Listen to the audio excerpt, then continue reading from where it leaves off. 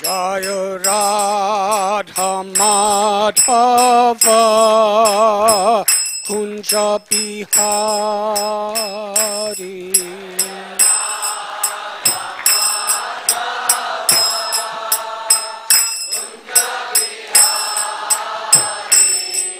Jaya Radha Madhava Kunja Bihari.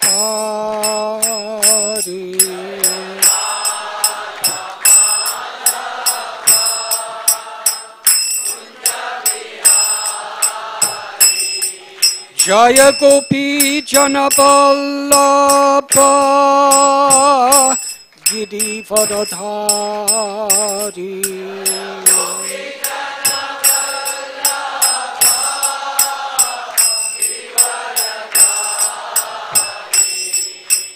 Gopi Janaballabha Girivardhari.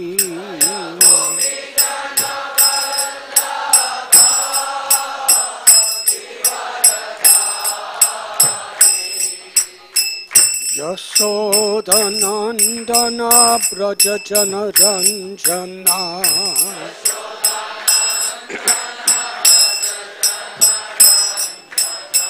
Yashodanandana Brajajana Ranjana.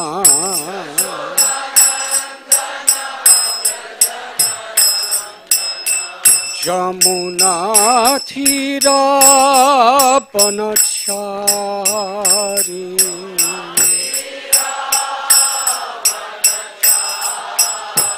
Jamuna Thira Panachari.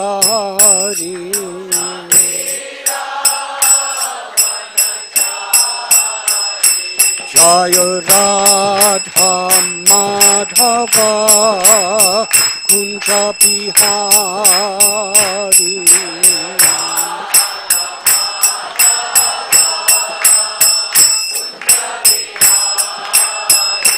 Jaya Radha Madhava Kunja Bihari.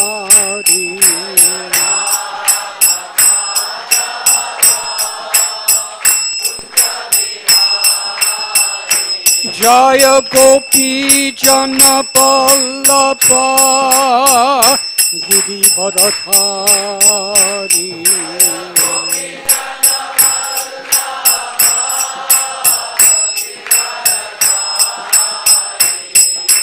Gopi Janaballabha Girivardhari.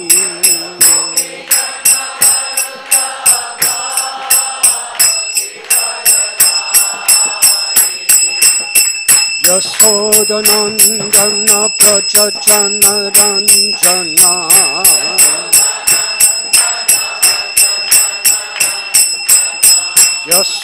Yashodanandana Brajajana Ranjana.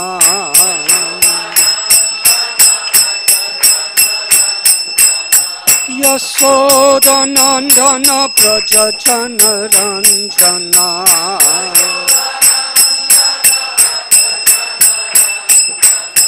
Jamuna Thira Panachari.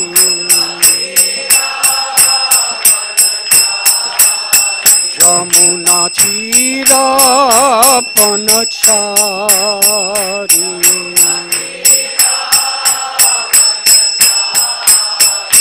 Jaya Radha Madhava Kunja Bihari.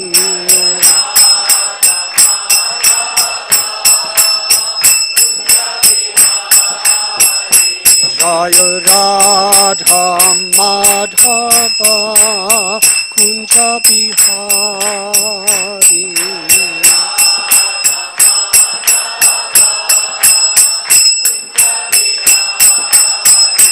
Jaya Radha Madhava Kunja Bihari.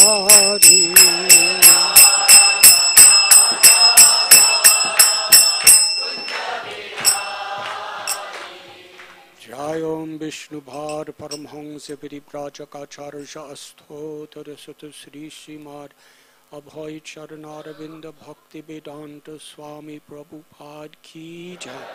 ISKCON founder Acharya Srila Prabhupada Ki Jai. Jai Om Vishnu Pad Paramhangsa Parivrajakacharsha Asthotar Sata Sri Srimad Srila Bhakti Siddhanta Saraswati Thakur Prabhupada Ki Jai.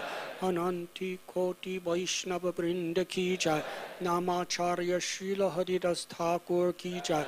Prem si kaho Sri Krishna Chaitanya Prabhu Nityananda Sri Advaita Gadadhara Shivas Adi Gauda Bhakta Brinda Ki Jai. Sri Sri Radha Krishna Gopa Gopinath Sham Kund Radha Kund Giri Govardhan Ki Jai. Sri Vrindavan Dham Ki Jai. Sri Navadvip Dham Ki Jai. Sri Mayapur Dham Ki Jai. Sri Jagannath Puri Dham Ki Jai. Sri Mathura Dham Ki Jai. Sri Dwarka Dham Ki Jai. Ganga Mai Ki Jai. Yamuna Mai Ki Jai. Bhakti Devi Ki Jai. Tulasi Devi Ki Jai. Samaveda Bhakta Brinda Ki Jai. Sri Sri Radha Gopinath Ki Jai. Shri Krishna Janmashtami Mahotsav Ki Jai. Srila Prabhupada Ki Jai. Gaura Premanandi. All glories to the assembled devotees. All glories to the assembled devotees. All glories to the assembled devotees. All glories to Sri Guru and Sri Gauranga.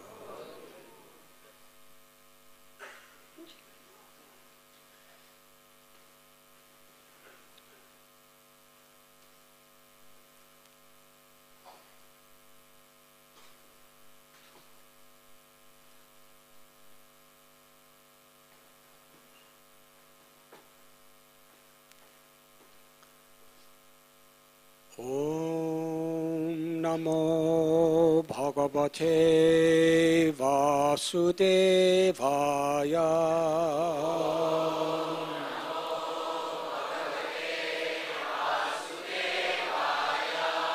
Om Namo Bhagavate Vasudevaya.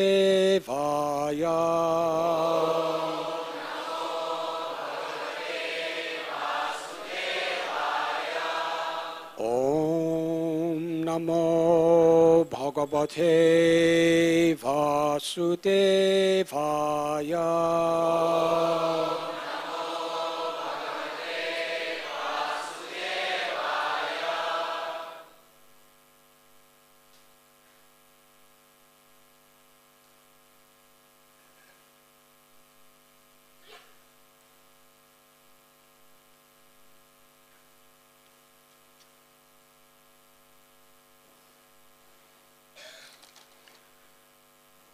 Yadoscha dharma shilasya nitaram muni sattama tatram sena vitirnasya Vishnur viryani samshanaha Yadoscha dharma shilasya nitaram muni sattama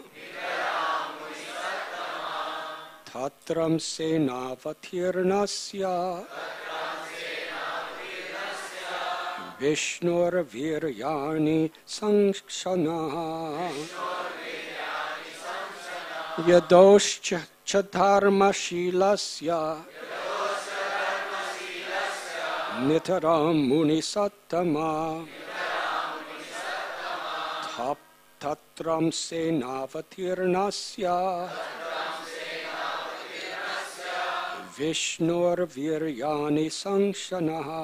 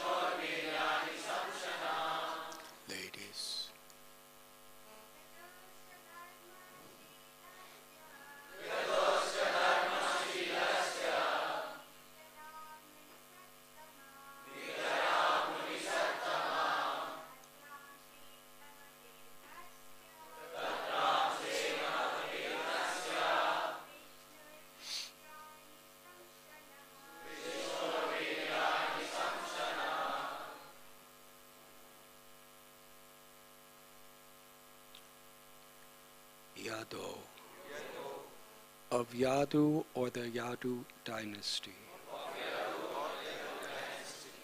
Cha, also.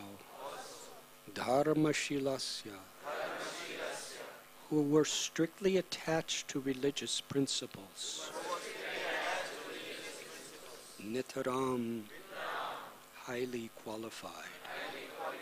Muni Sattama, O best of all Munis, King of the Muni Shukadev Goswami, Tatra, in that dynasty, Angsena, with his plenary expansion Baladev, Avatiranasya, who appeared as an incarnation, Vishnu, of Lord Vishnu, Virayani, the glorious activities, Shangsa, kindly describe, Naha, unto us. O best of Munis, you have also described the descendants of Yadu, who were very pious and strictly adherent to religious principles. Now, if you will, kindly describe the wonderful, glorious activities of Lord Vishnu or Krishna, who appeared in that Yadu dynasty with Baladev, his plenary expansion. Purport by His Divine Grace, A.C. Bhaktivedanta Swami Prabhupada.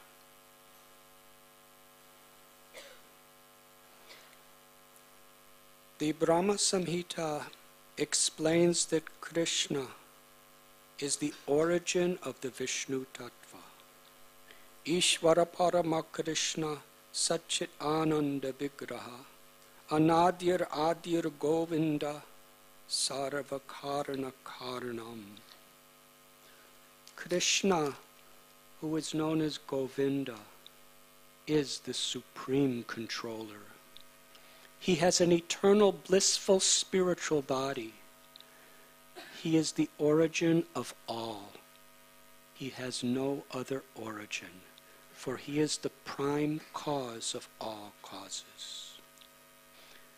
Yasyaika nishpasita kalamatha valambhya jivanti loma vilaja jagaranda natha Vishnur mahansa ihayasya kalabhashesho Govindam adi purusham tamaham bhajami. The Brahmas, the heads of the innumerable universes, live only for the duration of one breath of Mahavishnu. I worship Govinda, the original Lord, of whom Mahavishnu is but a portion of a plenary portion. Govinda, Krishna, is the original personality of Godhead. Krishnastu Bhagavan Swayam. Even Lord Mahavishnu, who by his breathing creates many millions upon millions of universes, is Lord Krishna's Kala Vishesha, or plenary portion of a plenary portion. Mahavishnu is a plenary expansion of Shankarshan, who is a plenary expansion of Narayan. Narayan is a plenary expansion of the Chaturvyuha, and the Chaturvyuha are plenary expansions of Baladev, the first manifestation of Krishna. Therefore, when Krishna appeared with Baladev, all the Vishnu Tattvas appeared with him. Maharaj Parikshit requested Shukadev Goswami to describe Krishna and his glorious activities. Another meaning may be derived from this verse as follows. Although Shukadev Goswami was the greatest Muni, he could describe Krishna only partially, amsena. For no one can describe Krishna fully.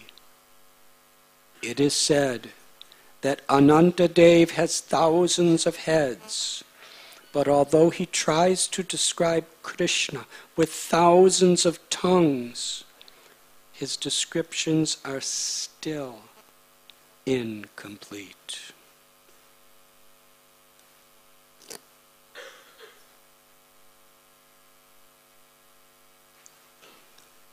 Om Agyantimidandasya Jnananjana Chalakaya Chakshuru Militam Yena Tasmai Sri Gurave Namaha Sri Chaitanya Manobhistam Sthapitam Yena Bhutale Swayam Rupa Kadamayam Tadati Swapadantikam Vandeham Sri Guru Sri Juthapatakamalam Sri Guru Vaishnavamscha Sri Rupam Sagrajatam Sahagana Raghunatham Vitam Tam Sajivam Sadvaitam Savadutam Parijana Sahitam Krishna Chaitanya Devam Sri Radha Krishna Padan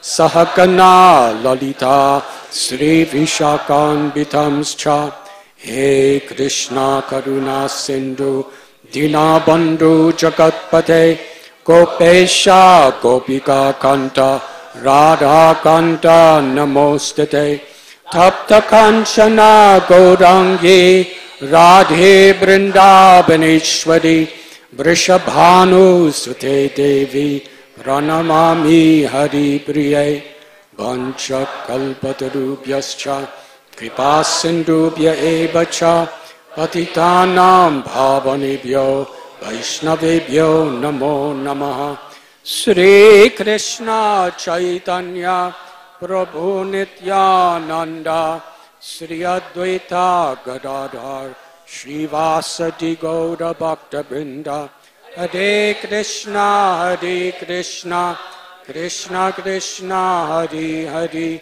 Hare Rama Rama Rama Hare Hare Hare Krishna Krishna Krishna Hare Hare Hare Rama Rama Rama Hare Hare Hare Krishna Krishna Krishna Hare Hare Hare Rama Rama Rama Hare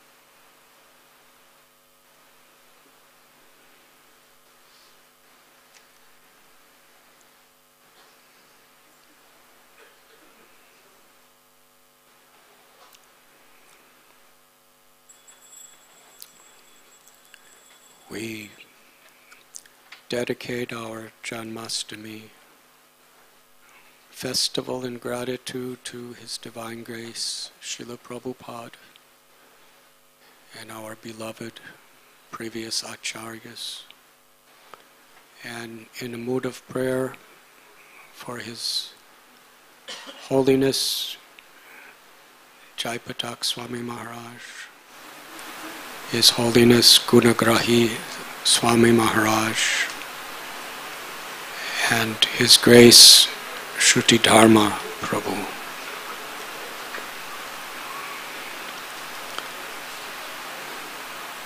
Today, Janmashtami,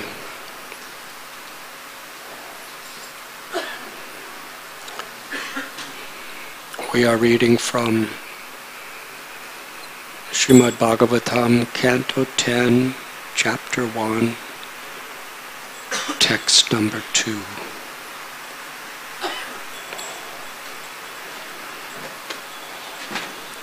I am just reflecting on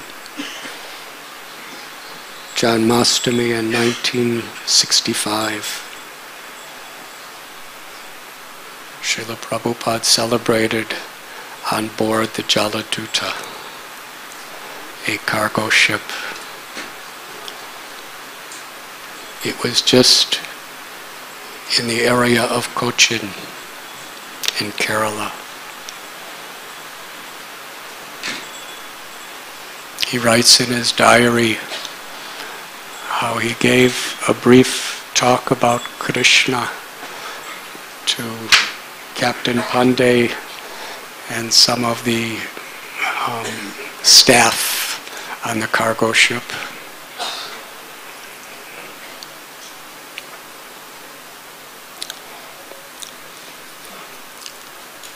The previous Janmashtami he was in Vrindavan.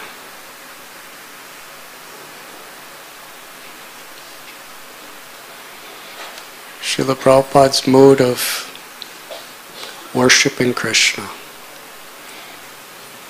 of celebrating Krishna's appearance day,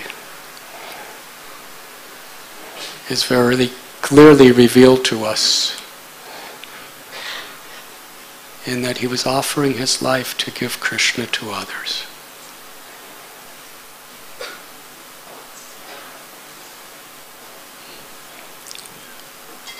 Jaladuta was just about to leave the continent of India on that day of Janmashtami. First time Srila Prabhupada was going to depart from this country. 69 years he never left India.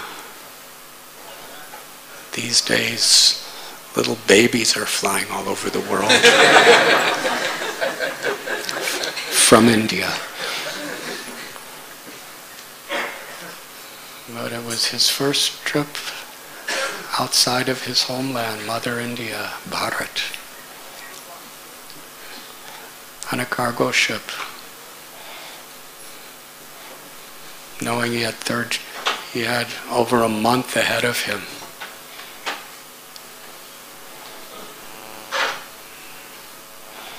Of course, we cannot understand the mind of a Paramhamsa, pure devotee. But to some extent he revealed it to us through his words, through the writings in his diary at the time.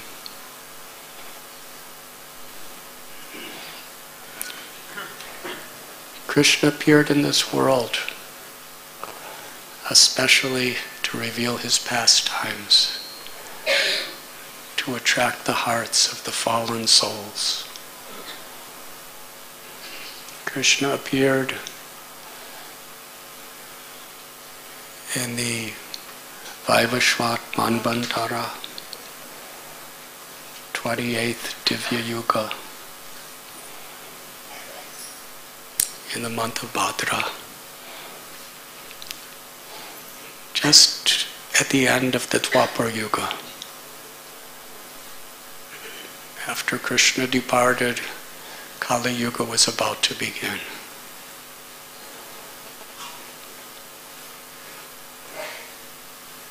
Krishna revealed his pastimes in Vrindavan, Mathura, Dwarka, Kurukshetra.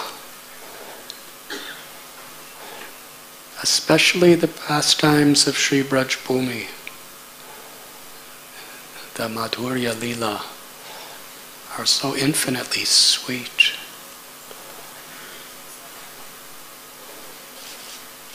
He came to this world just to attract our hearts to our original natural state of loving devotion to him. Love is reciprocal. That is the principle of bhakti. That is the most inclusive and highest of all truths. It is Krishna's love for all living beings that he descends into this world. Everything Krishna does, his creation, maintenance and destruction of creation,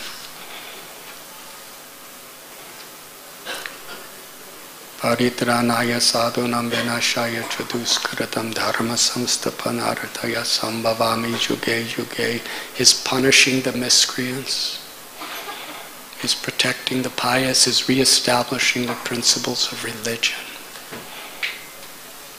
is creating the laws of karma. We may not be able to understand, but everything Krishna does is his infinite, inconceivable love.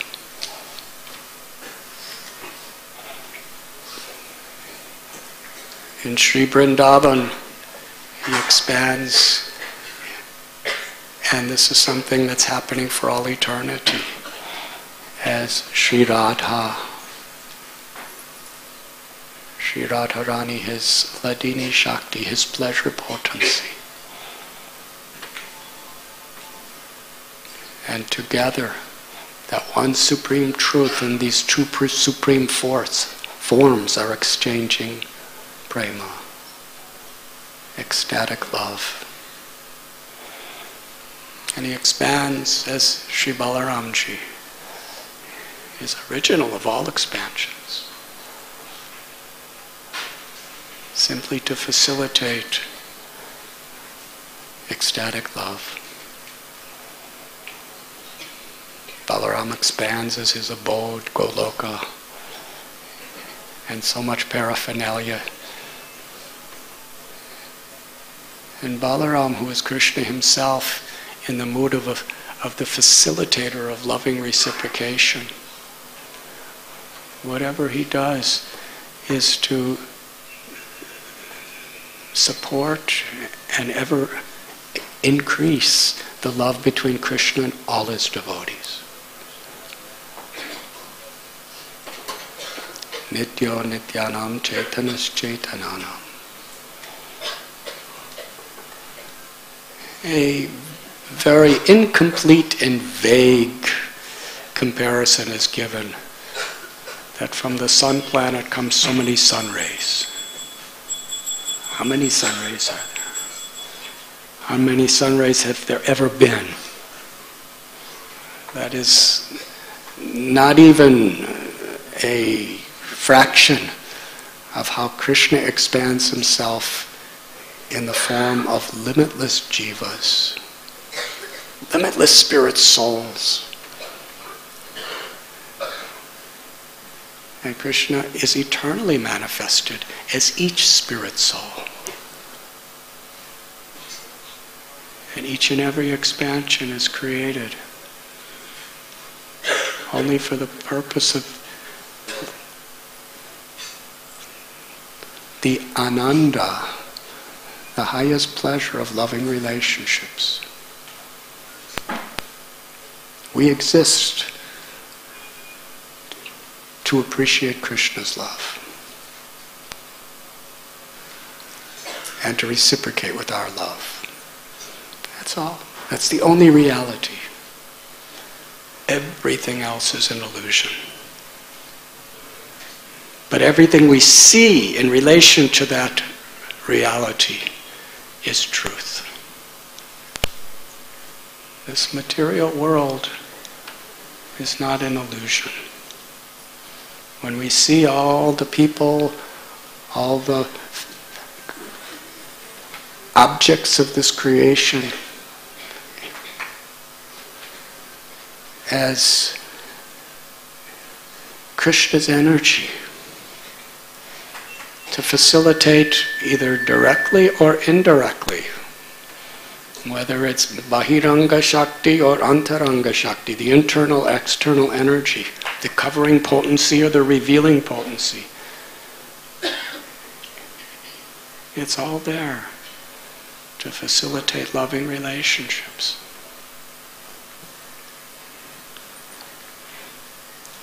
And within this creation, Krishna himself, what does he need? From Goloka Vrindavan, everything is full and complete in supreme happiness. Krishna creates this material existence, and then he personally comes with his flute, with his surabhi cows, with Sri Radharani and Lalita and Vishaka, with the most intimate of the gopis. He brings Yashoda and Nanda, his mother and father, and Rohini Devi. He brings so many of his friends, Subal, Sridama, Sudama. He brings Madhu Mangal.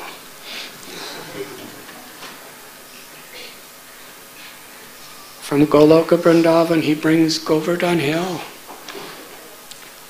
and his beloved Yamuna, the river of the spiritual world.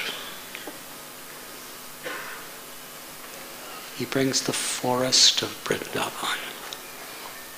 Not just a replica. He actually brings the forest of Vrindavan from Goloka. The real forest with his devotees. And he performs the same pastimes as he performs in Goloka. And out of his causeless mercy, through Lord Vishnu expansions, because when Krishna comes, as explained here in this purport, all the incarnations, all the expansions, all the avatars of the Lord are within him. He's not only the source of all avatars, Krishnastu Bhagavan Swayam, in all portions and plenary portions, even in Vaikuntha, but they're all forever within him.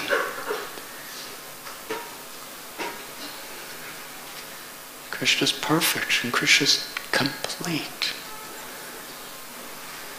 He comes personally into this world just to attract our hearts.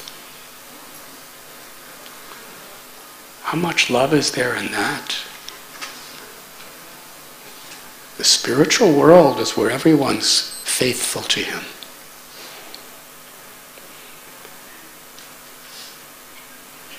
Material world is where everyone is more or less, except for a few of his associates, practically the whole material creation is filled with people who have rejected him, who are unfaithful to him,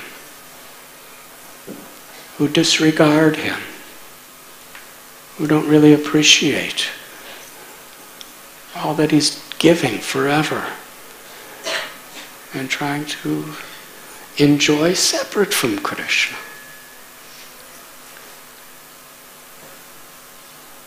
And as Kali Yuga is coming, more and more people are defiant of Krishna.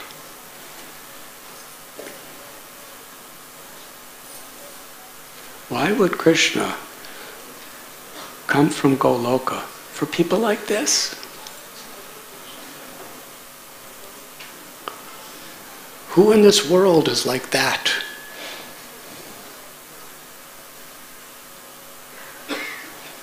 That is his love.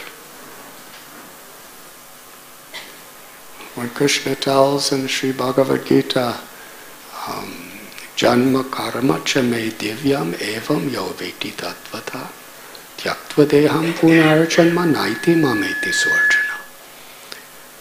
One who can just understand the transcendental nature of my appearance and activities in this world, you'll never have to take birth in this world again. You will attain my abode.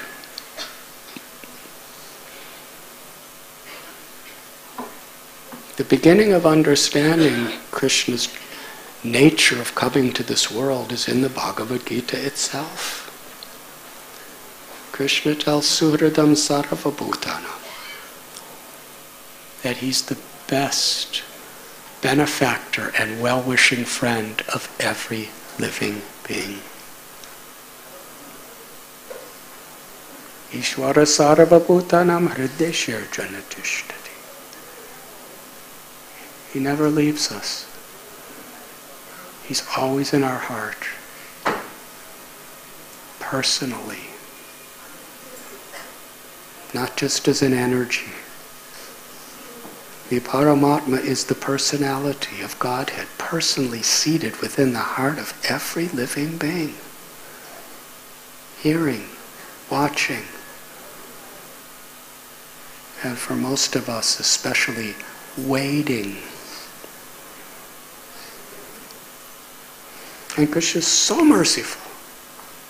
Not only does he appear to perform his transcendental pastimes in so many avatars, and once in a day of Brahma as Krishna himself, Sri Vrindavan Bihari, but he's forever personally, fully present within the sound vibration of the descriptions of these pastimes.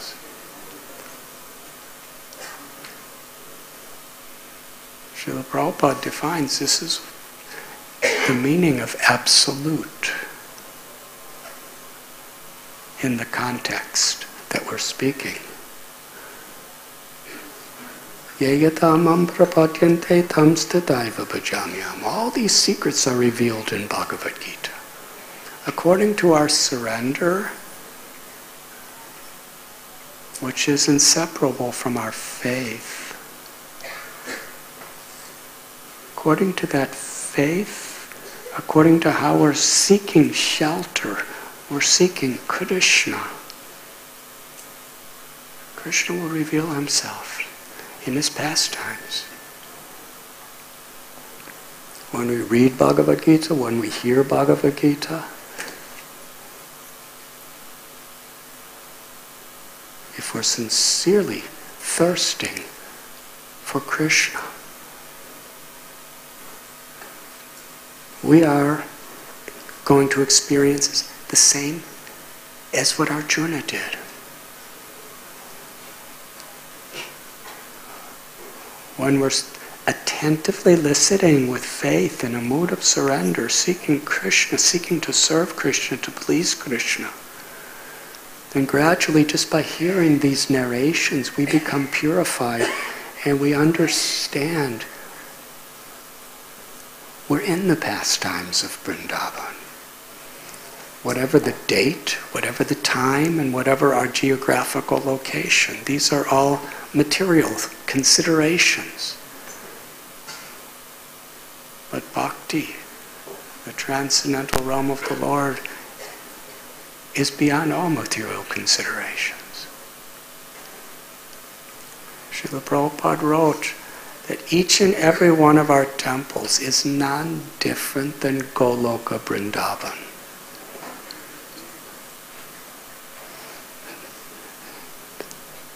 That may sound symbolic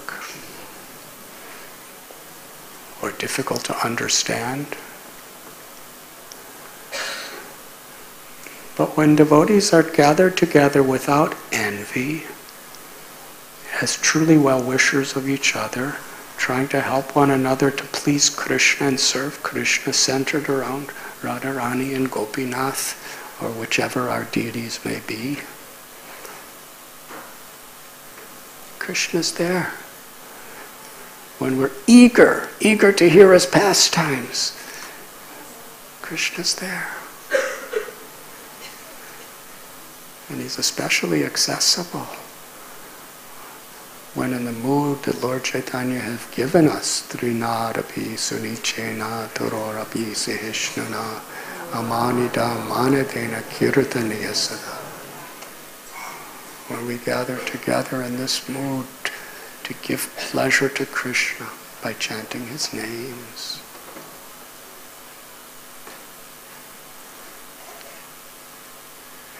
So Krishna descends into this world only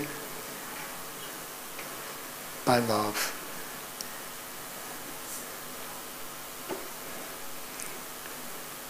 And Krishna especially loves those in this world who assist him in that mission. What is our gratitude to His Divine Grace, A.C. Bhaktivedanta Swami Prabhupada? 69 years old, on the Jaladuta cargo ship, celebrating Janmashtami. In a mood, Krishna, my life is to give your love to the whole world.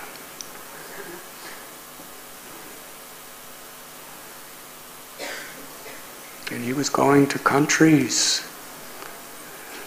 that knew nothing about Krishna. In the mood of Lord Nityananda Prabhu and Srila Haridas Thakur, he was going to spread the holy name and the message of Krishna, the pastimes of Krishna, to people who were the least deserving. Why? Because that's what Krishna comes to this world to do.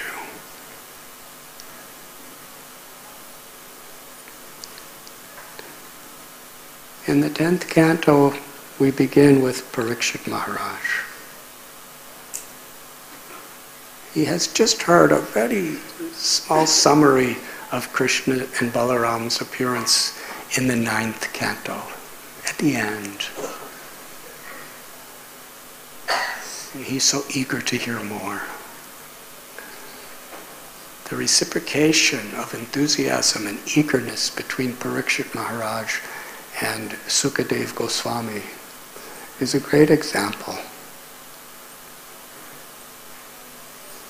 Time and again throughout Srimad Bhagavatam, Parikshit Maharaj is expressing how he's not feeling any thirst, he's not feeling any hunger, he's not feeling any tiredness. He's enthusiastic to hear more and more because Sukadeva Goswami's his words are like the nectar of the river Ganges, flowing to purify the entire universe. Whoever hears this narration of Krishna's pastime, the speaker, the inquirer, and the whole audience, everyone gets purified.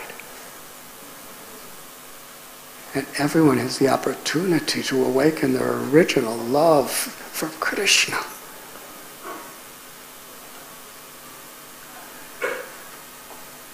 And Sukadeva Goswami, he's responding in so many places, because of your enthusiasm to hear, I'm becoming empowered to be more enthusiastic to speak. This is the nature of devotees. Sukadeva Goswami was not ever proclaiming, I'm a great speaker. We find later in the 10th canto, there was a great speaker who heard from the same person as Sukadeva Goswami, Vyasadeva. His name happened to be Romaharshan. You've heard the name? He was a student of Vyasadeva. He learned all the subjects. But he had a problem. He wasn't respectful to others.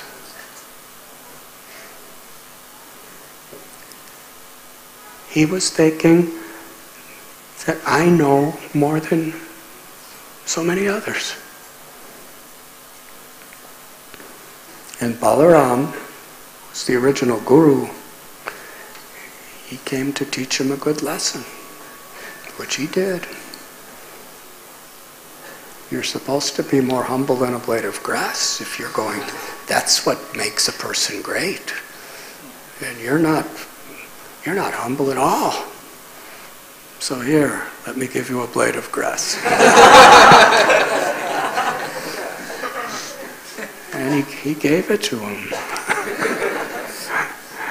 And Romaharshan, he was liberated by Balaram's mercy. But here is Sukadeva Goswami. He doesn't want fame, he doesn't want prestige, he doesn't even want credit. He's saying, by the mercy of Vyasadeva, this knowledge is coming. And Parikshit Maharaj, because you're so enthusiastic to hear, therefore Krishna is manifesting himself through me for you.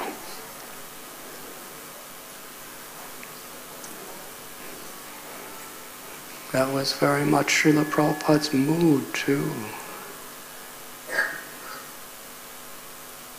Often he would give so much credit to his disciples.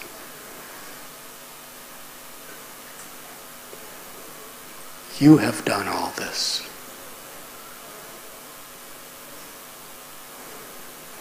He would say, you are all the representatives of my Guru Maharaj.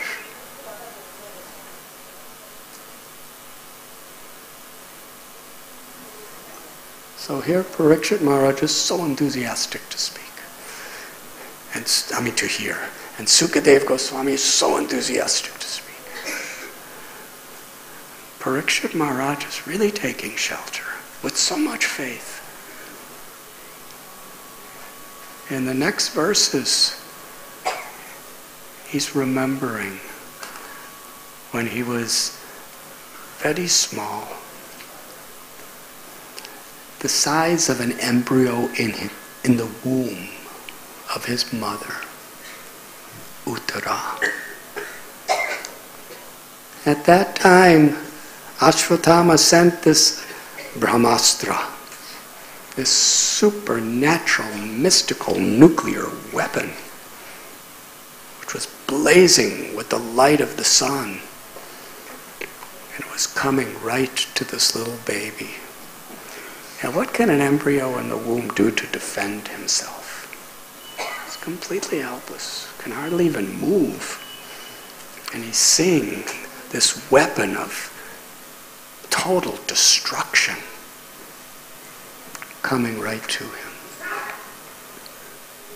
He's witnessing. And he's seeing his mother, Uttara. She's feeling even more helpless than the baby, because she loves the baby more than she loves herself. What could she do? She just cries to Krishna, please protect this child. And in reciprocation to the mother's call, Parikshit Maharaj sees Krishna appear to neutralize the Brahmastra,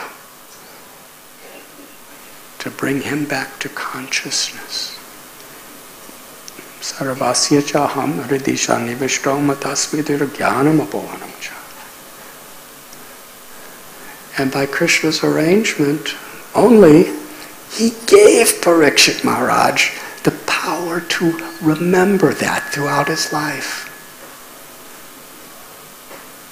It's impossible for an embryo in the womb to remember what's going on. Do any of you remember anything? Do you remember a single dish that your mother ate that was somehow or other, channeled to you? Do you remember anything? No. But if Krishna gives you the power to remember, you could remember. Krishna says, I'm the power of remembrance, knowledge, and forgetfulness. We could only forget Krishna due to Maya. How could we forget Krishna? He's all attractive. But Krishna gives us the power to forget him by covering us with Maya, because with our free will, that's what we want. So Parikshit Maharaj is so grateful. Krishna saved my life. He restored my life.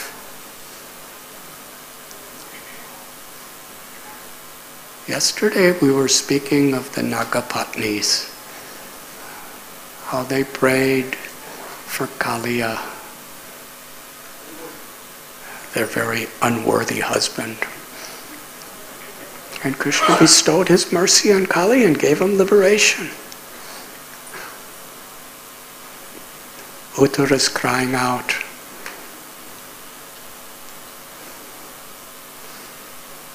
And in that same mood, somehow or other, by the Brahmastra of material illusion and all the various agents of material illusion in this age of Kali, in this world that we live,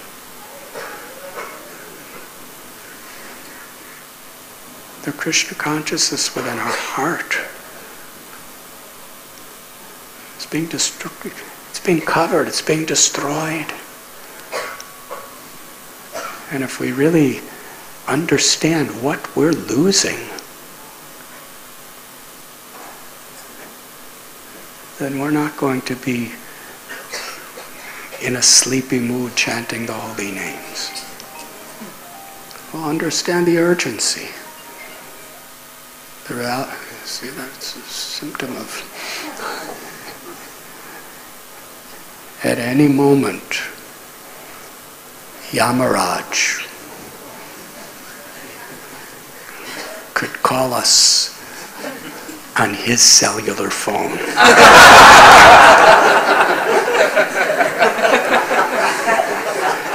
And when he calls, that's the end.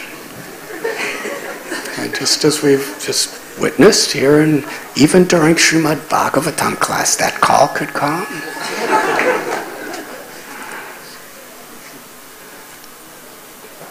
So when we understand our very vulnerable condition in this world, we see these brahmastras coming at us from within and without.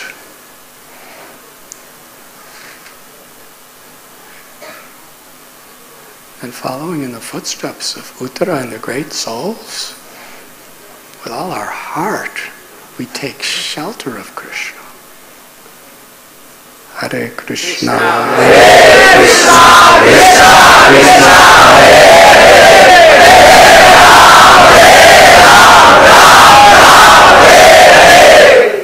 Hare And that was Maharaj Parikshit. Not only did he take shelter of Krishna in the womb of his mother, but because he received that shelter, he was taking shelter of Krishna throughout his life. And in his seva, he was giving the shelter of Krishna to others. In giving, we receive.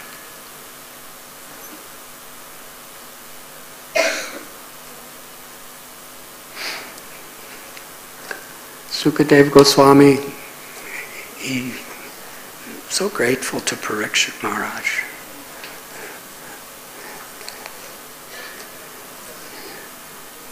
He begins his explanation of the appearance of Krishna in the Yadu dynasty along with Balaram. And the format of how it's being explained is especially relevant to each and every one of us and to the whole world, forever.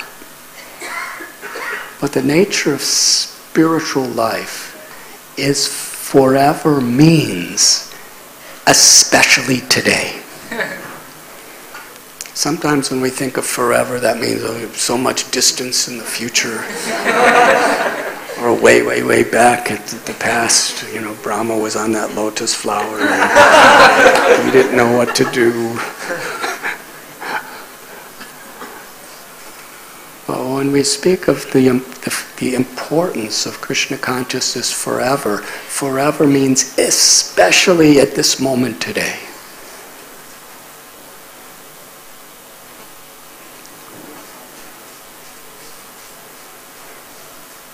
Mother Earth, Bhumi, she was feeling pain and suffering because she was overburdened by powerful leaders, kings, militaries, that were motivated by arrogance and greed and so much envy. Things were being terribly exploited.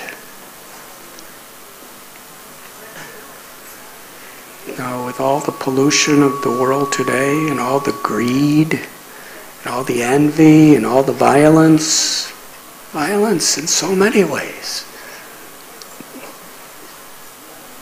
Violence toward cows and animals, violence toward little embryo babies, violence toward minorities, violence toward nations. In today's world, somebody might have to count how many nuclear bombs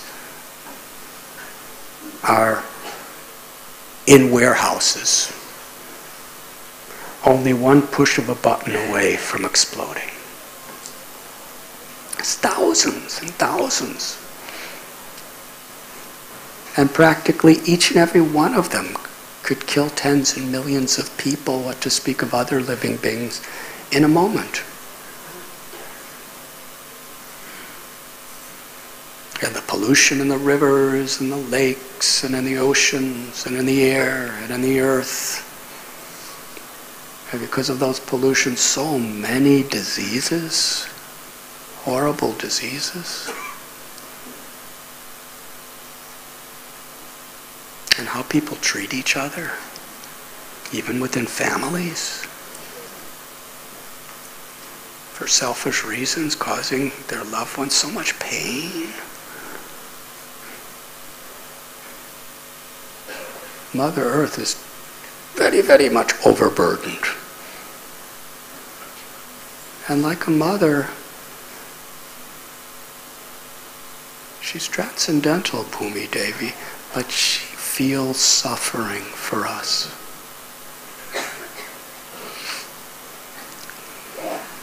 So Mother Earth approached Lord Brahma. Very revealing how she approached Brahma. She took the form of a cow. Now, there's 8,400,000 species of life. And Bhumi Devi has her own form. She's not just some invisible force. She's a person. She's an expansion of the goddess of fortune. And within this earth, she's directly the mother of every living being on this earth. Krishna is the seed-giving father, and Mother Nature is the mother. She takes the form of a cow.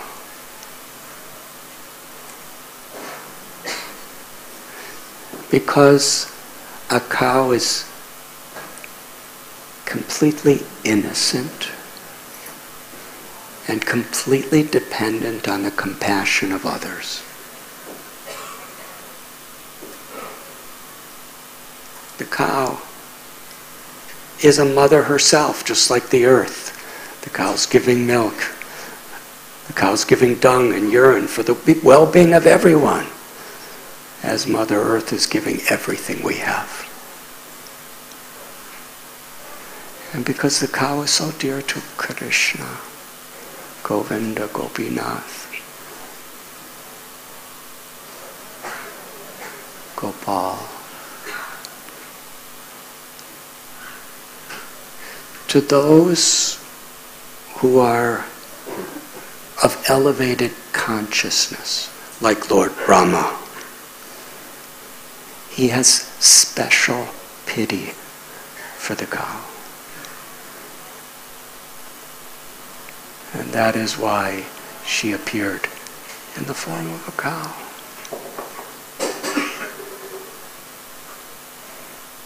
She came before Brahma, and Shukadeva Goswami tells she was crying, real tears. She was in such a pitiable condition. And she was begging Brahma to help her.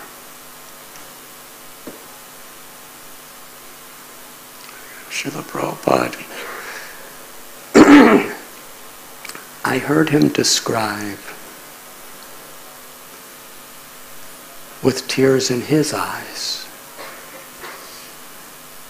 how pitiable the condition of the cows are in the world today. But who listens to them? Who do they have to turn to?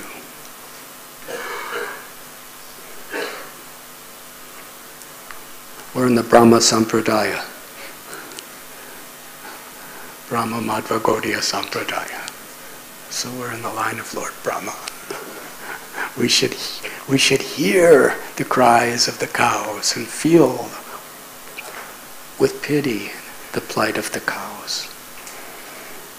And like Brahma, do something about it.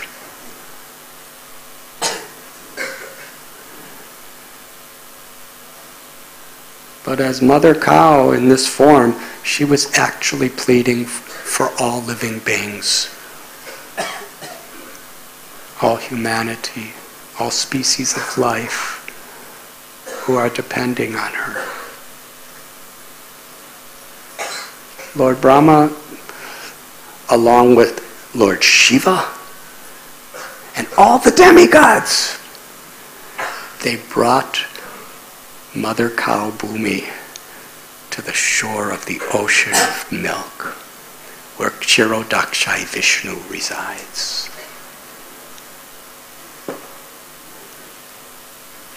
He resides in an island in the ocean of milk named Svetadvip, a Vaikuntha within this universe. They offered prayers, heartfelt prayers. They offered the Purusha Shukta. Sometimes, we hear Pandits chant Purusha Shukta and other prayers. The way they were chanting, they were helplessly crying out to Krishna to save the suffering souls.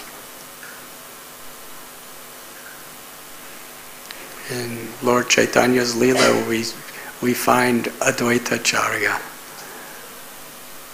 who is an incarnation of Sadashiva and also Mahavishnu.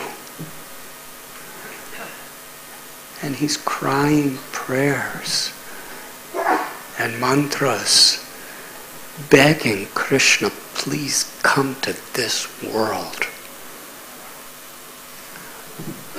Not for me, for all the fallen souls who are suffering in forgetfulness of you.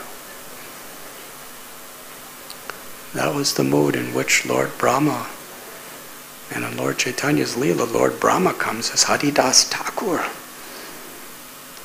And that's the mood that he's chanting the holy names.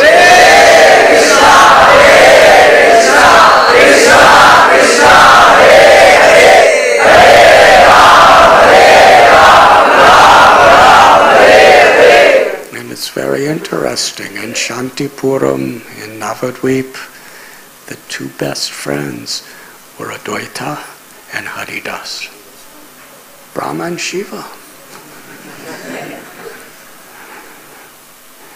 And they're constantly crying out this Mahamantra and other beautiful prayers, begging Krishna to come to the world.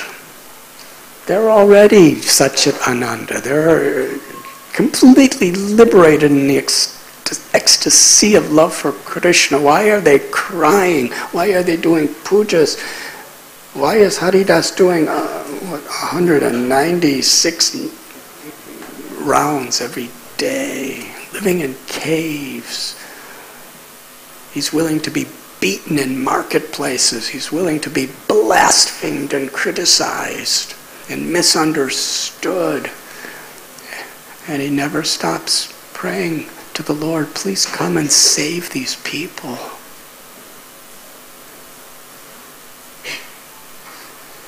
And when Advaita Acharya was chanting, he was so intensely compassionate that the sound of his voice could actually be heard in Goloka Vrindavan. It's not because he had a super-powered sound system. The Lord hears our bhav. He hears our devotion. He hears our compassion.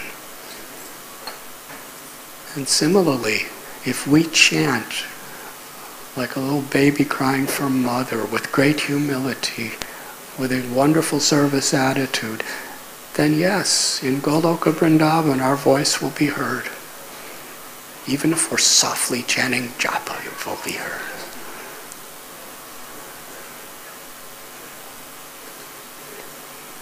Because Krishna always reciprocates with the sincerity of his devotee.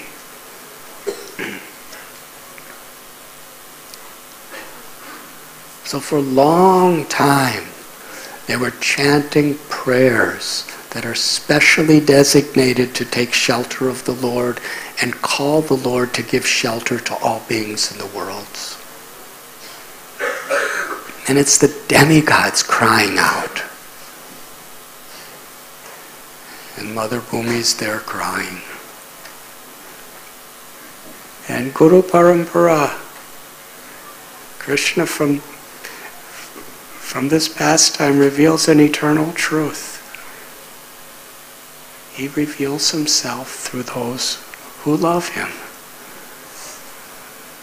We're in the Brahma Madhva Gaudiya Sampradaya. Brahma is the original guru of our sampradaya within this universe. Krishna spoke to him. And here, the demigods don't hear anything. They're just praying. And Krishna reveals his voice and his message to Brahma.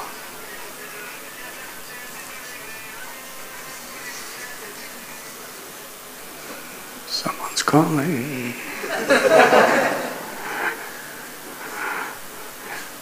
That sounded like the Purusha Sukta.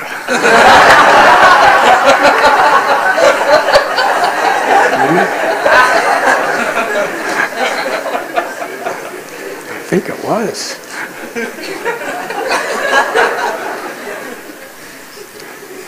That's devotees. They'll reprogram Yamaraja's phone with Purusha Sukta and the Mahamantra.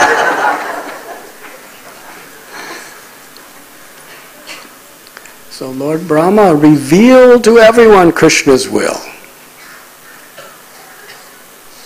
Tad vijnanartam sugurum eva abhigachet.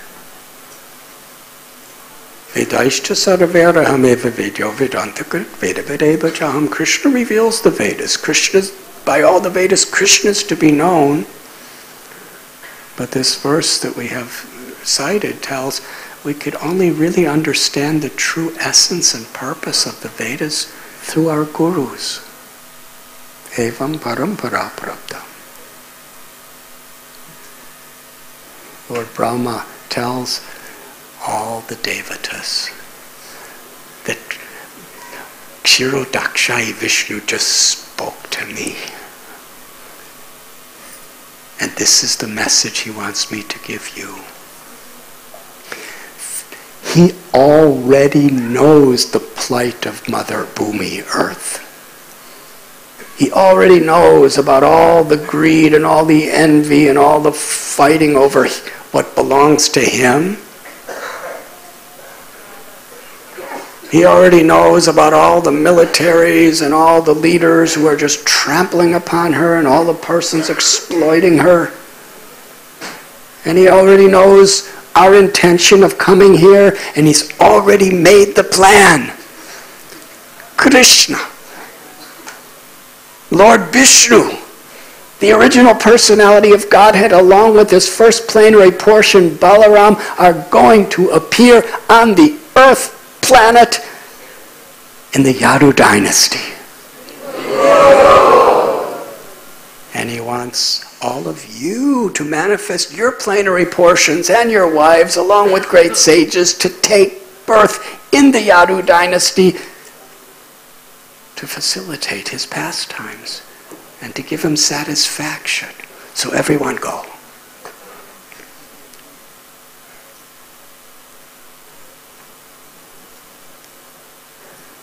The Yadu dynasty.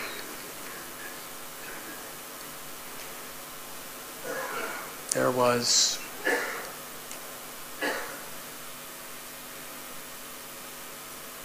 a king. His name was Devamida. And he had two sons. Actually, he had two wives. One was a Vaishya and one was a Kshatriya. And from his Kshatriya wife, he gave birth to Surasena. And from his Vaishya wife, he gave birth to Parjanya. We will, if we have time, of course, we have nothing to do till midnight.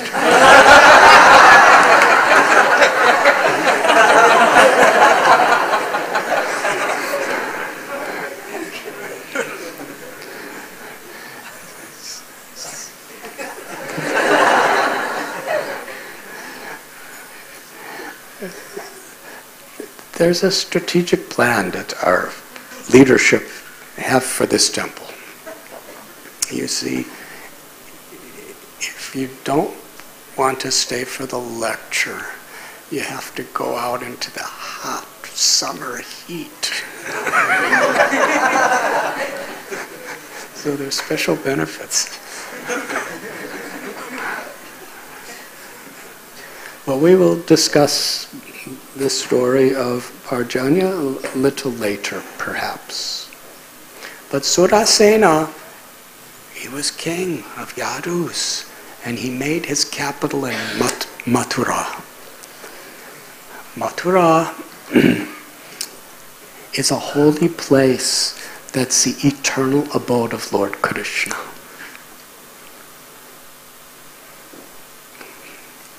Long ago in Mathura, it was in a forest called Madhuban, near the bank of the Yamuna River. And there was a demon there who was terrible. And younger brother of Lord Ramchandra, Satrugna, came and he slayed that demon and established Mathura as the kingdom of God within this earth. So when Surasena established the Yadu dynasty there, Mathura was flourishing.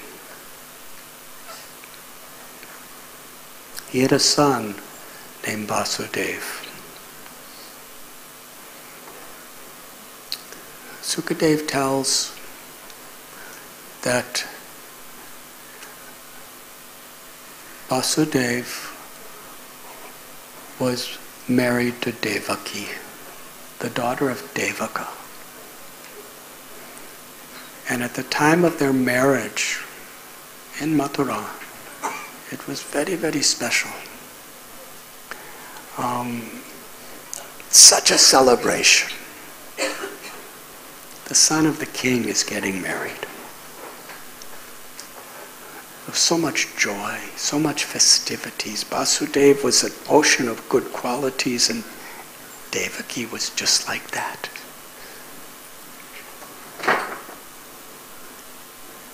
Kind, gentle, full of compassion, the personification of goodness and devotion. And at the culmination of the marriage, after all the ceremonies were performed, then it was the time for Devaki to join Vasudeva to his home. Her cousin brother. He was so affectionate to his sister that he wanted to make her happy. So he personally gave Devaki a beautiful chariot and agreed to drive it for Vasudeva and her. Quite incredible.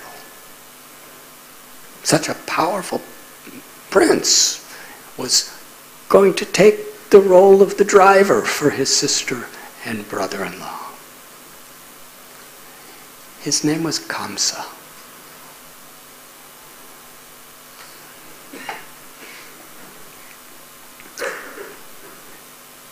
As he was about to begin the ride, there was horns blowing, there were drums beating, there were Brahmins chanting mantras, there were singers singing songs, poets reciting poetry. It was a tumultuous festival of joy.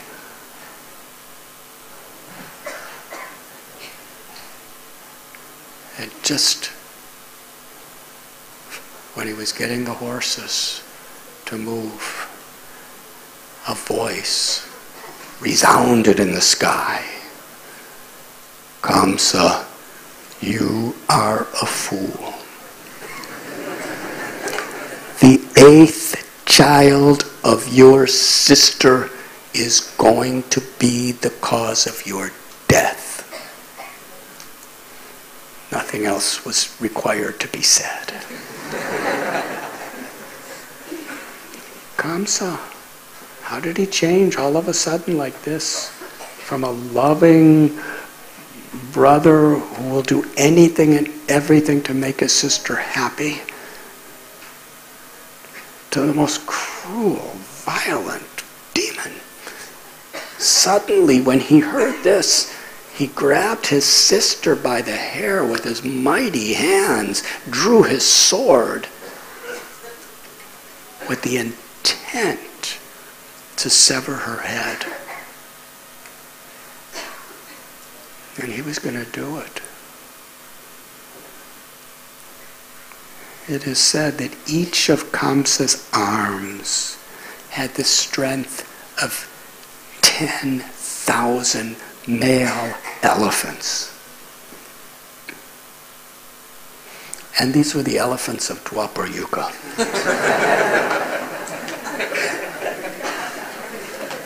I don't know exact statistics or ratios or percentages, but probably 10,000 Kali Yuga elephants have the strength of one Dwapar Yuga elephant. So he was really strong. And that's why he was so powerful. He defeated all the other demons throughout the universe, practically. All the other, not just demons, but demon kings. Arista, Keshi,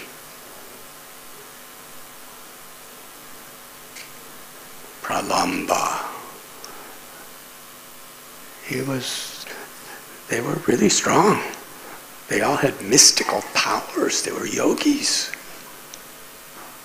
But Kamsa had fought. He went to each kingdom of these different places and fought with them, defeated them, and made them so they were right on the verge of death, and they had two choices: either die or surrender to be his ally and do his will. And they all surrendered.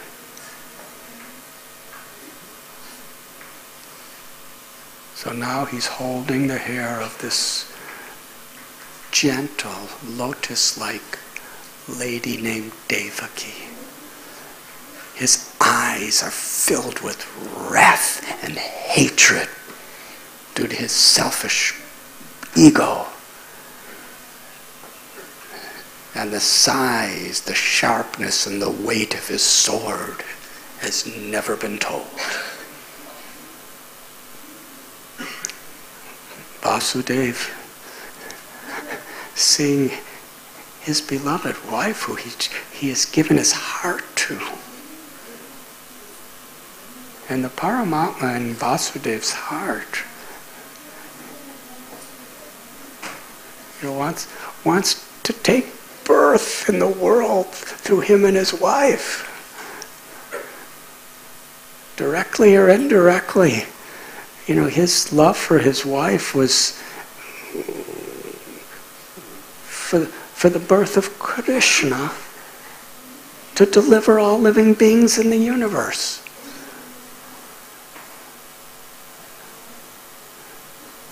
So he prays to Kamsa that you have nothing to fear from your sister. She loves you. You love her.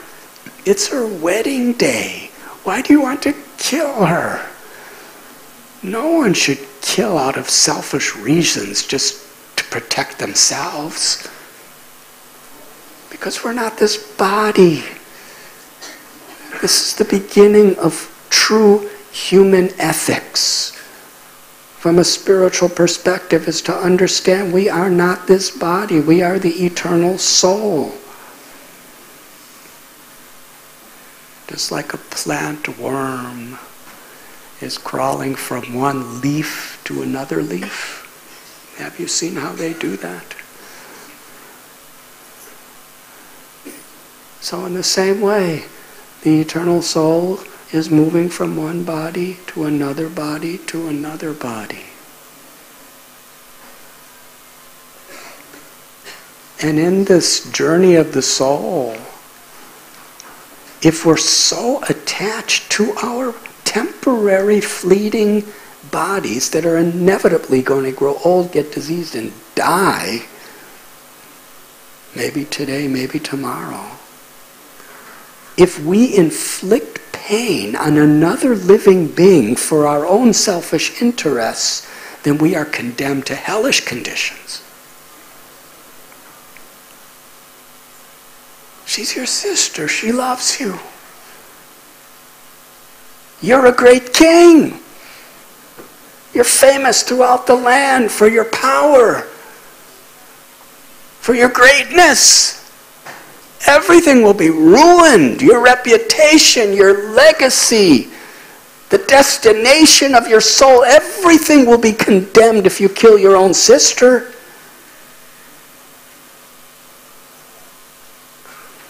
Kamsa could not hear philosophy. Sometimes people get like this. They get so entrapped either in fear or some sort of material attachment, they just can't hear logical, authoritative teachings. That was Kamsa. So Vasudeva, he was teaching everyone how to preach according to time, place, and circumstance.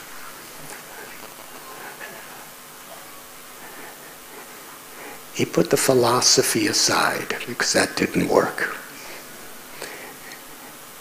And because of the integrity of his character, he had a strength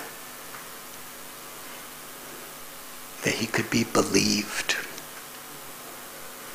Nobody could distrust Vasudeva because he was such an honest man of such high integrity.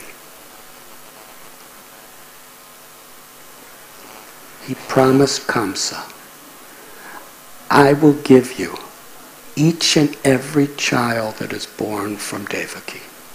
Because you have nothing to fear from her. It's your 8th child, but I'll give you every child. You have my word. Kamsa's heart was pacified. He knew that Vasudeva would never break his word under any condition. And he let them go.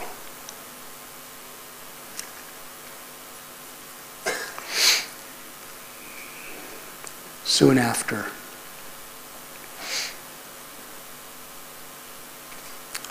a child was born. His name was Kirtiman. And Vasudeva came with this infant newborn baby child and brought him to Kamsa. Of course, Devaki accepted that. Her dharma was so amazing that she would not support anything that was against her husband's promise. This was inconceivable.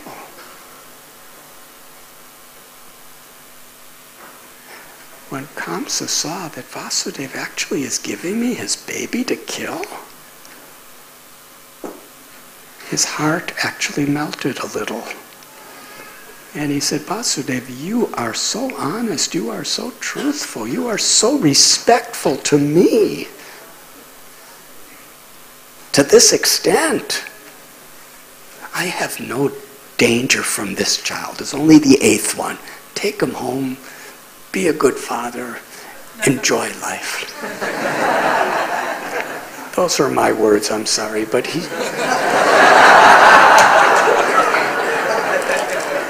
he let him go home with the baby. And little Kirtiman is starting to, get a little older, and the mother and father love him so much. Then Narada Muni appears. Because he knows the Lord's mission. Bhaktivinoda Thakur sung that wonderful song, Narada Muni Bachai Vinarati Karamananame. Now, he sings the glories of Radhika Raman in so many different ways. Everything he's doing is for the purpose of glorifying the Lord and fulfilling the wish of the Lord. Narada Muni, he's the guru of Vyasadeva, who's Trikalagya. He knows past, present, and future. So Narada Muni wants to accelerate and facilitate the Supreme Personality of Godhead's appearance within this world, and he knows exactly what's happening behind the scenes for everything and everyone, and whatever he does is for everyone's benefit. So Narada Muni tells Kamsa, actually, I was traveling, and I happened to come to a meeting of the demigods and the sages. And they were discussing how Vishnu gave them the order to take birth within the Yadu dynasty. The demigods are your greatest enemies. They're out to destroy you. And now they're all taking birth in the Yadu dynasty.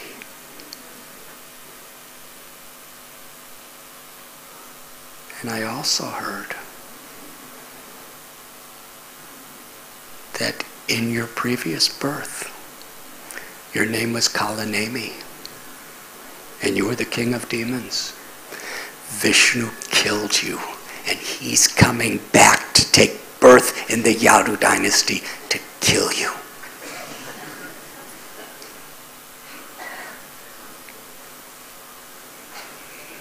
Then Narada Muni, I'm your well-wisher, I've given you this information. Something like that. Kamsa knows that what Narada Muni speaks is truth.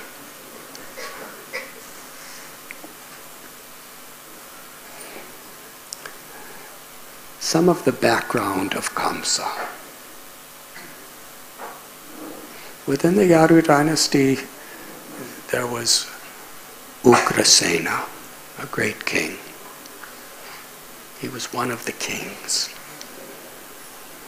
Ugrasena had a wife of the name Padma. And one time she went into a beautiful garden. A Gandharva of the name Dramela wanted to exploit her. With his mystic yogic powers, he took a form that looked just like Ugrasena, her husband. And he came to seduce her. But she detected, this is not my husband. This is a rascal trying to exploit me. And she cursed him. She was very angry. She said, I curse you for this abominable act that you're impersonating my husband. Just for your own selfish, arrogant sense gratification. I curse you to be condemned to hellish forms of suffering. So he responded by forcing himself upon her. And the result is she became pregnant. After some time, a child was born. Ugrasena's wife was so upset. She was a mother. She had motherly love for the child, but at the same time, she was very upset because she knew that this is just a terrible thing. So she cursed her own child. That you will be killed by someone of your own family. You will be killed by someone in the family of Ugrasena. That was Kamsa. So he grew up. He practiced all these various forms of yoga and knowledge and martial arts, and soon became a most powerful person in the world, in the universe. The demigods could not even fight with Kamsa.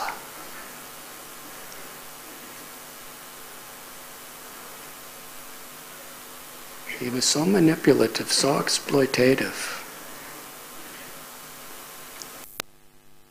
How he subdued so many other demonic asura kings and got them to be his obedient servants out of fear, not out of love. And one of the most powerful, greatest of all kings was Jarasandha. So Kamsa made a strong bound of an alliance with him by marrying his two daughters. Kamsa was so intelligent, incredibly intelligent. He was a mastermind as far as fulfilling his ambitions. There was nothing that could stop him. And now Narada Muni is giving him this information that the demigods are coming in the Yadu dynasty and Vishnu's coming to kill him. And he's already been killed before by him.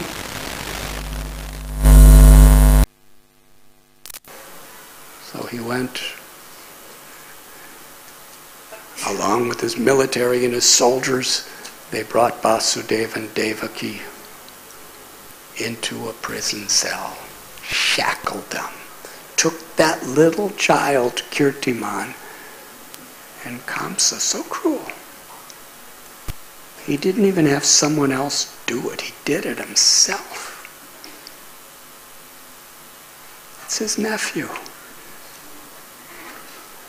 He took the child by the feet, lifted him into the air, and smashed him with those powerful arms I was describing against a rock on the earth.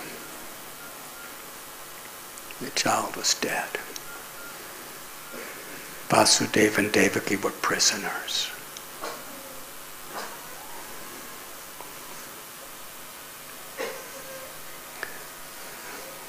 That baby is responding.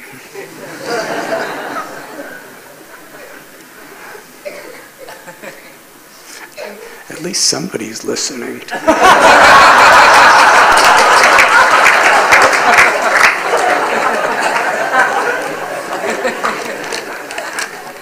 I don't know what's in your mind. I just know you're sitting here. At least I know somebody's responsive.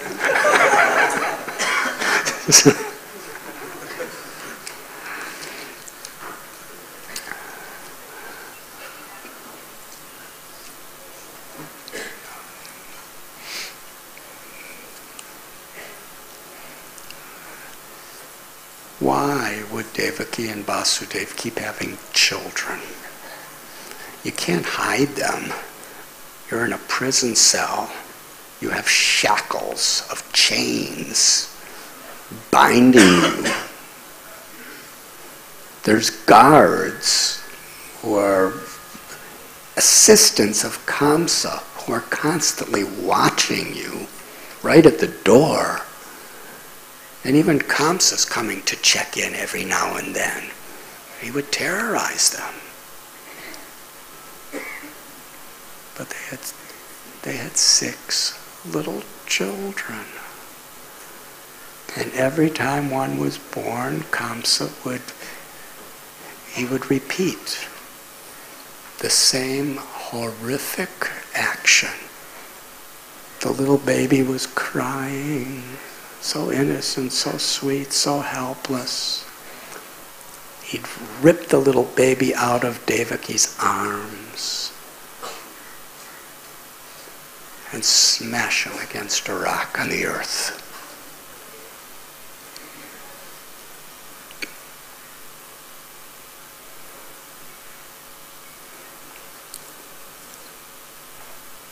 After 6 children were gone, Vasudeva and Devaki, they understood in their hearts, maybe not intellectually, but they understood in their hearts that Krishna, the Supreme Lord, was going to be their 8th child. So even if they have to go through the heartbreak of losing their beloved children, they had such faith in Krishna to fulfill his mission. That is their sacrifice.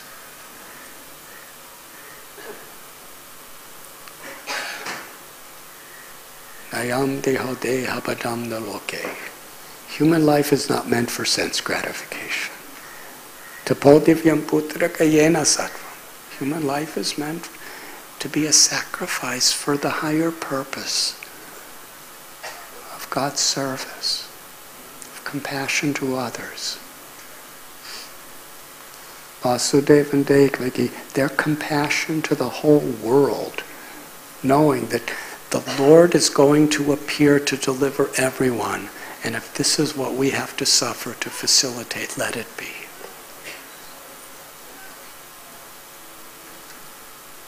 Then Krishna, he approached Yogamaya and gave her the message that my own plenary expansion, Ananta, Baladev, has entered into the womb of Devaki as her 7th child.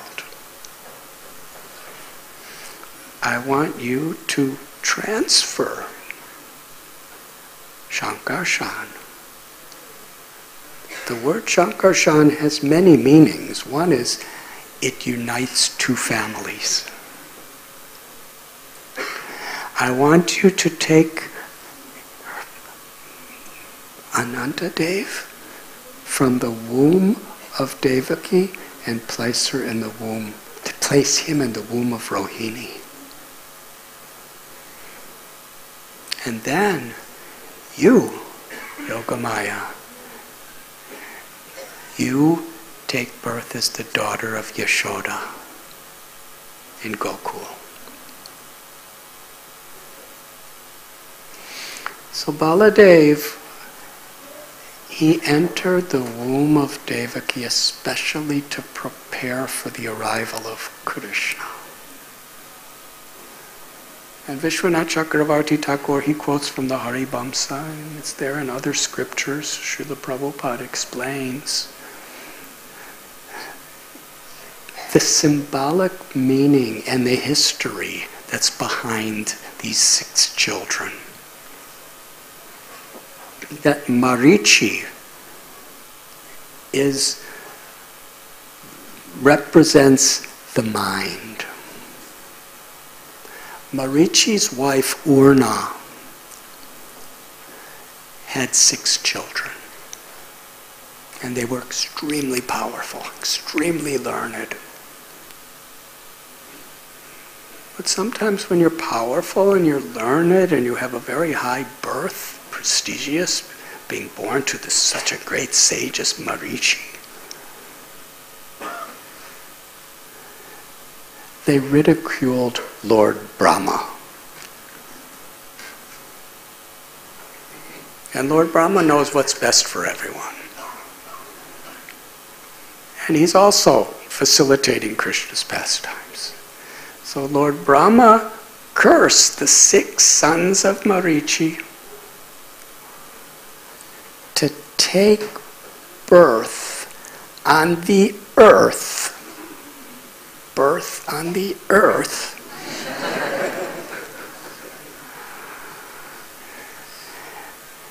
As demons. As the sons of the terrible Asura Kalanemi. So they did. In their next birth, they were promoted to being the sons of Hiranyakashipu. And they went out to do tapasya. And actually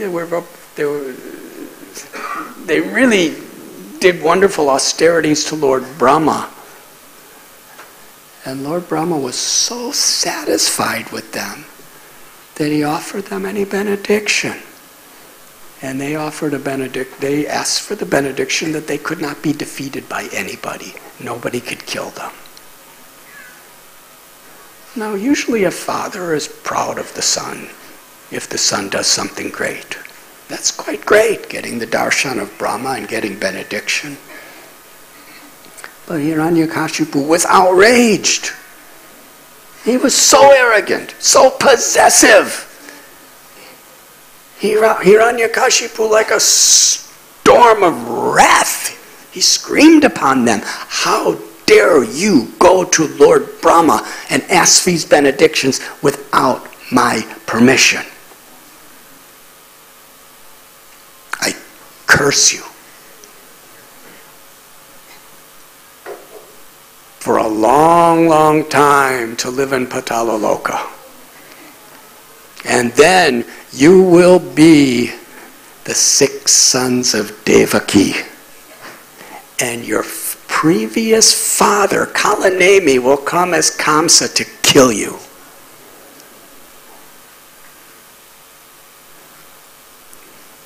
So these 6 sons, Vishwanath Chakravarti Thakur tells, are the sons of the conditioned mind, Marichi, representing lust, kama, krodha, anger, greed, envy, arrogance, and illusion. These are the 6 demons who are the sons of the mind. But in the world today, we find people they're thinking that these demons are their friends. And they're becoming obedient servants of these demons. And the demons are saying, yes, my name is lust, and I'm giving you such good advice. Just serve me, make me happy, and you will be happy. I am greed. Make more and more. It doesn't matter how you do it. You will be happy, I promise you. And envy. But devotees should understand As Krishna tells in the Bhagavad Gita, for the mind that's controlled, it's the best of friends. But the mind that is uncontrolled is our worst enemy. In fact, in the Srimad Bhagavatam, it tells the mind that is uncontrolled is our only real enemy.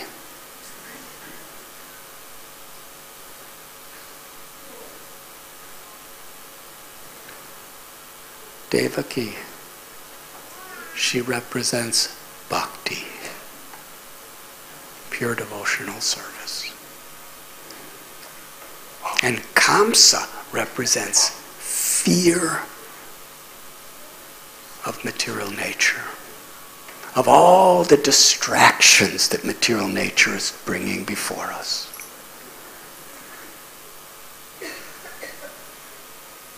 So we see in Vrindavan, when in the eternal Leela of the Lord that is manifest in this world of Vrindavan, when Kaliya or Putana or Trinavarta or Kamsa, when the Brajavasis felt fear for Krishna, it intensified their bhakti.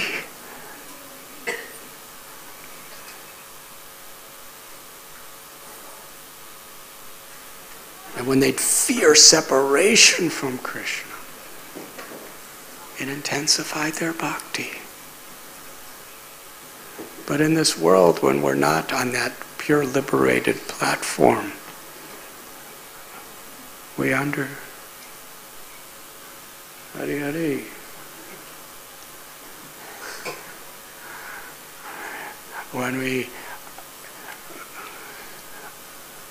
When we're practicing devotional service, the allurements, the distractions of Maya are always calling upon us.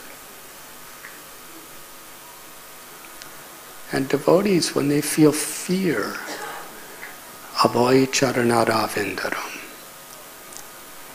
when we actually see the power of Maya and understand how insignificant we are compared to that power of Maya, and we take seriously that this is Kamsa coming for me, we take shelter of Krishna, we take shelter of the instructions of our gurus, we take shelter of the association of devotees, we take shelter of the deities, we take shelter of the Srimad Bhagavatam, the Bhagavad Gita, we take shelter of the holy name. Hare Krishna,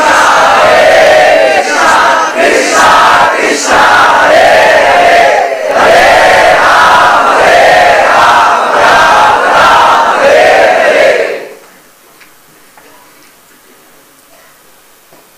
So Devaki, who is the symbol of bhakti, due to her fear of Kamsa, she was taking complete shelter of the Lord, and through that process, the demons of lust, envy, anger, greed, arrogance, and illusion are slain.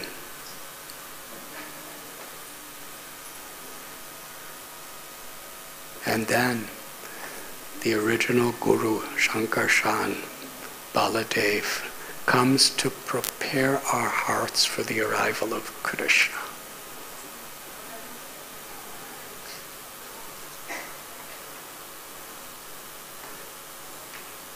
So the Harivamsa tells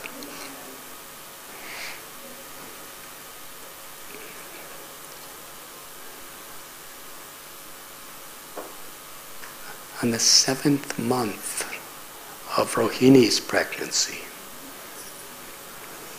to go back, Vasudev's wife Rohini, to protect her when she was 3 months pregnant, he sent her to Mahaban Gokul to be under the protection of his dearmost friend and brother, Nanda Maharaj. And she was living there, and during her 7th month pregnancy, at midnight, as if a dream, she had a vision that she had a miscarriage. Soon after she woke up, and she could understand that it actually happened. She was feeling great distress. Then Yogamaya spoke to her and said, actually, I am replacing your child with the child of Devaki. And that took place. In the spiritual world of Goloka, Rohini is the eternal mother of Balaram.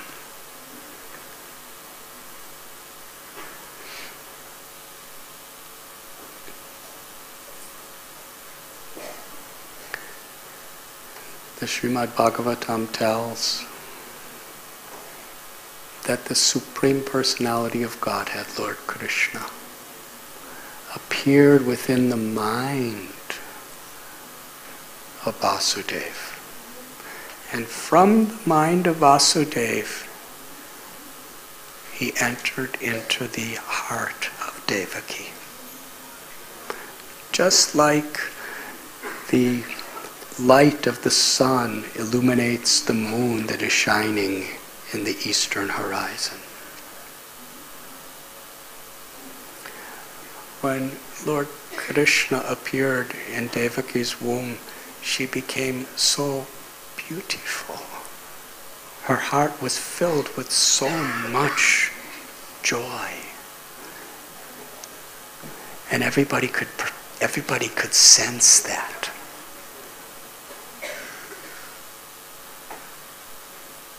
Kamsa, assuming that the seventh child was an ordinary miscarriage, but this eighth child, the one he was waiting for, still, even Kamsa had the dignity to wait till the child was born.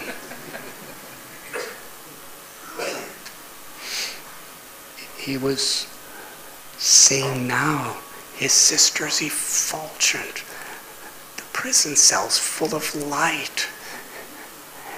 Everybody seems to be happy. This is my enemy. This is Vishnu. So he very much increased the guards around that prison cell. And he was keeping very close attention. The demigods, Shiva, Brahma, Indra, Agni, Vayu, Surya, Chandra, and so many. They all came to the prison cell invisibly to offer prayers to the child in the womb of Devaki.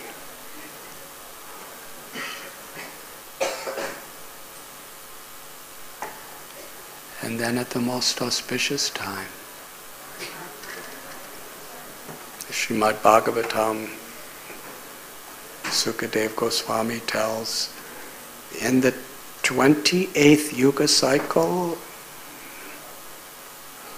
of the Vaivasvata Manvantara, in this month of Bhadra,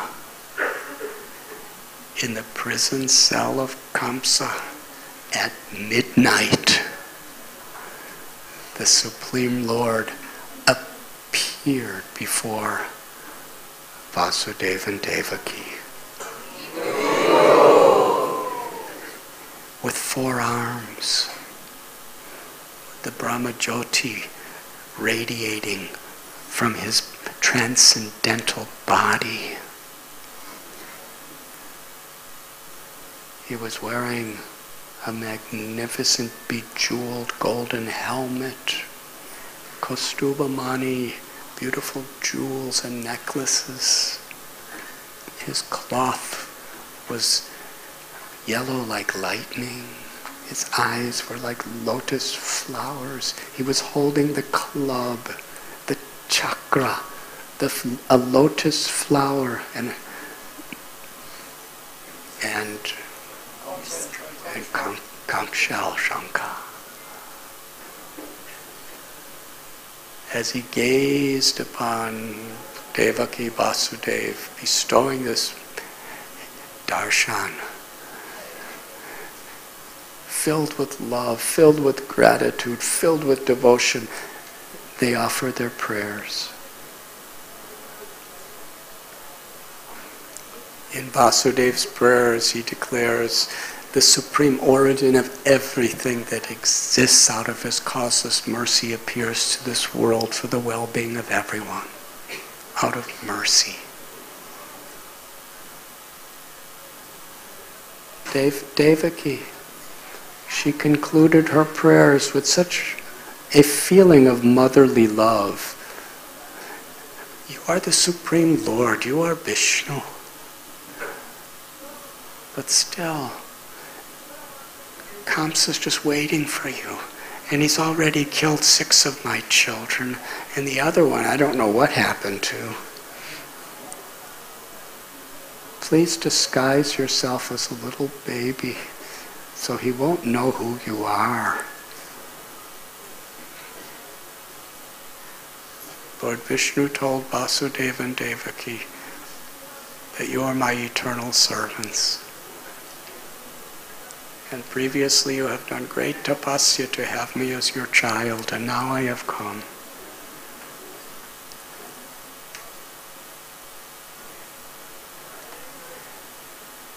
Bring me to the house of Nanda Maharaj and put me on the bed beside Yashoda. And there will be a daughter that is born there. Bring her back in my place. The Lord blessed them and disappeared. And assumed the form of a little baby child. So beautiful, so supremely sweet and innocent. Like a little human child.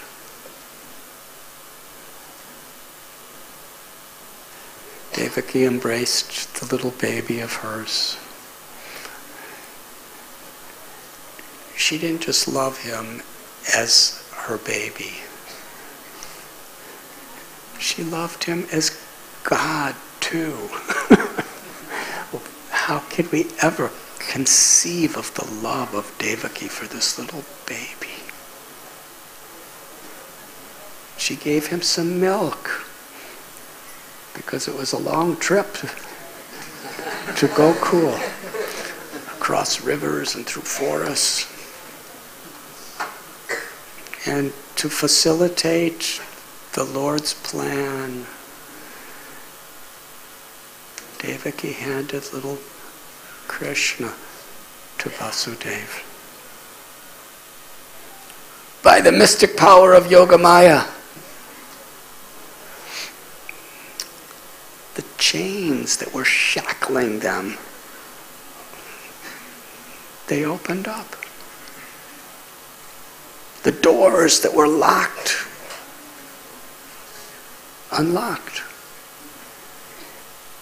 The guards with all their weapons fell asleep. And there was a whole series of doors in the prison house. They all opened. In fact, everyone in the kingdom except Devaki and Vasudeva and the little baby was asleep. Yoga Nidra.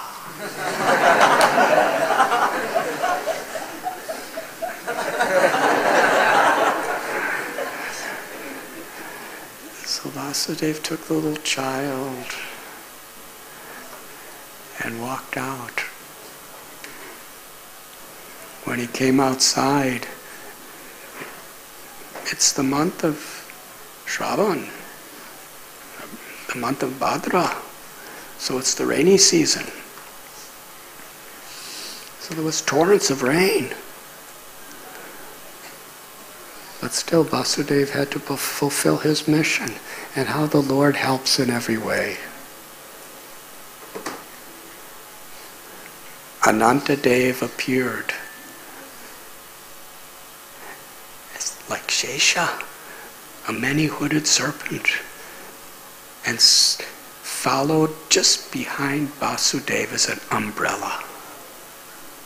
Vasudeva didn't see him. It's pouring rain, and not a drop is getting on Vasudeva the child. Then they come to the Yamuna River. They have to cross it.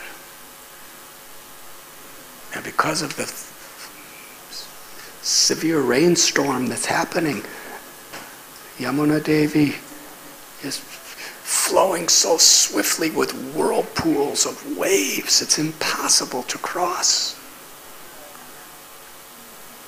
But she became, just wherever Vasudeva was putting his foot, she became completely peaceful and tranquil.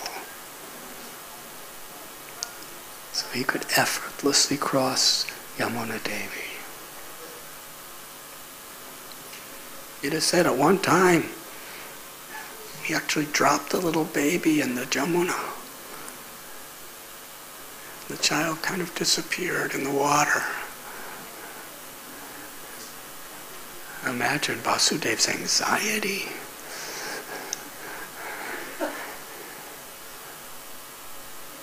But somehow or other he reached down and there was Krishna. And he brought him across. And when he entered Mahaban, everyone there was sleeping. The maternity place of Yashoda, he found Yashoda Mai was sleeping. And there was a little baby girl, newborn baby girl, Yogamaya, who's laying just next to Yashoda. And in the silence of the night, just after midnight, Vasudeva carefully takes his own supreme most object of love in his life and lays the little baby beside Yashoda and takes the girl. Brings her back across the Yamuna, back into the prison cell of Kamsa. Such a mission. It wasn't like it was on the internet and he had so many likes. It's totally selfless service. Nobody in the world knew about it. Kamsa didn't know. Yashoda didn't know. Nanda didn't know. Only Devaki and Krishna knew. No fame, no prestige. He risked his life. He went through so much hardship. He performed the greatest sacrifice anybody. He's giving up his own son, who he loves more than everything and anything and anyone. And it's completely a secret. Everyone slept through it.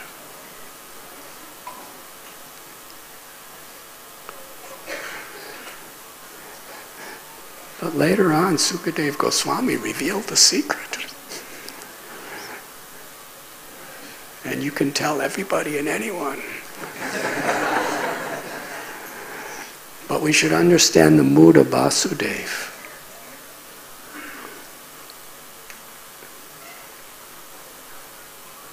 Simply for the pleasure of the Lord. And when he arrived back in the prison cell, suddenly the shackles locked around him. And Devaki, suddenly all the doors smashed shut and were locked again. And worst of all,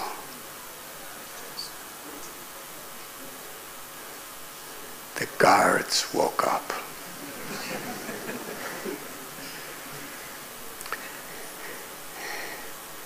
And beyond Devaki or Vasudeva's control, and we see this a lot during Srimad Bhagavatam class, the little baby girl cried so loud.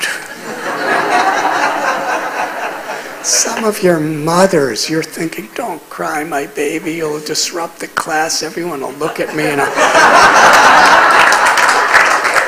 And then everyone in the class is just going to be waiting for me to get out.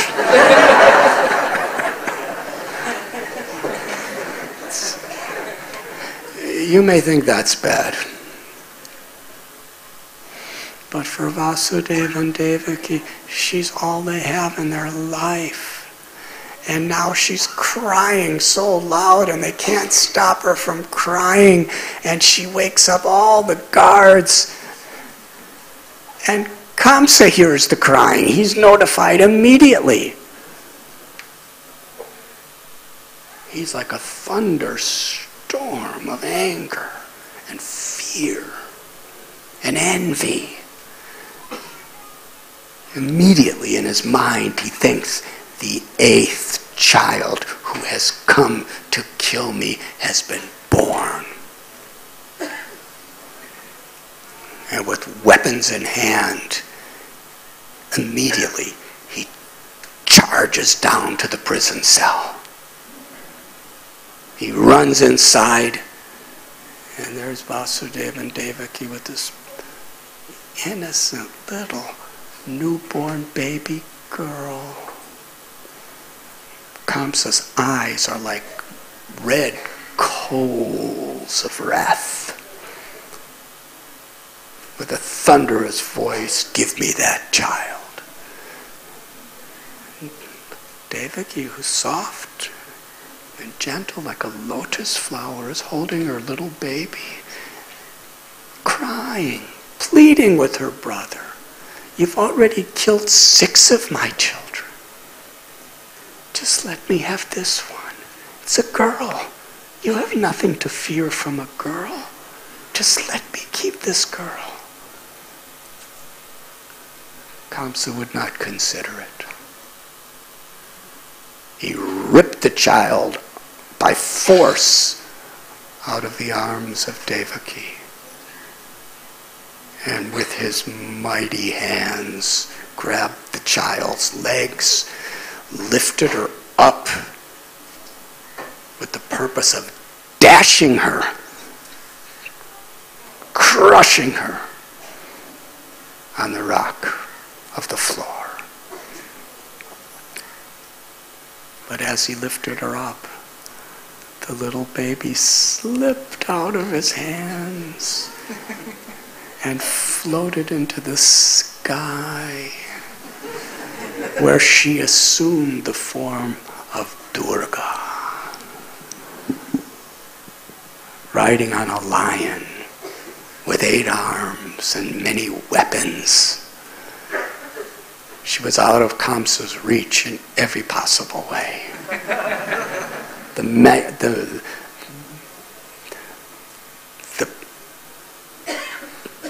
The controller of the entire material energy, Durga, in all of her ornamentation and power and majesty, looked down on Kamsa and proclaimed, the child who was born to kill you is somewhere else.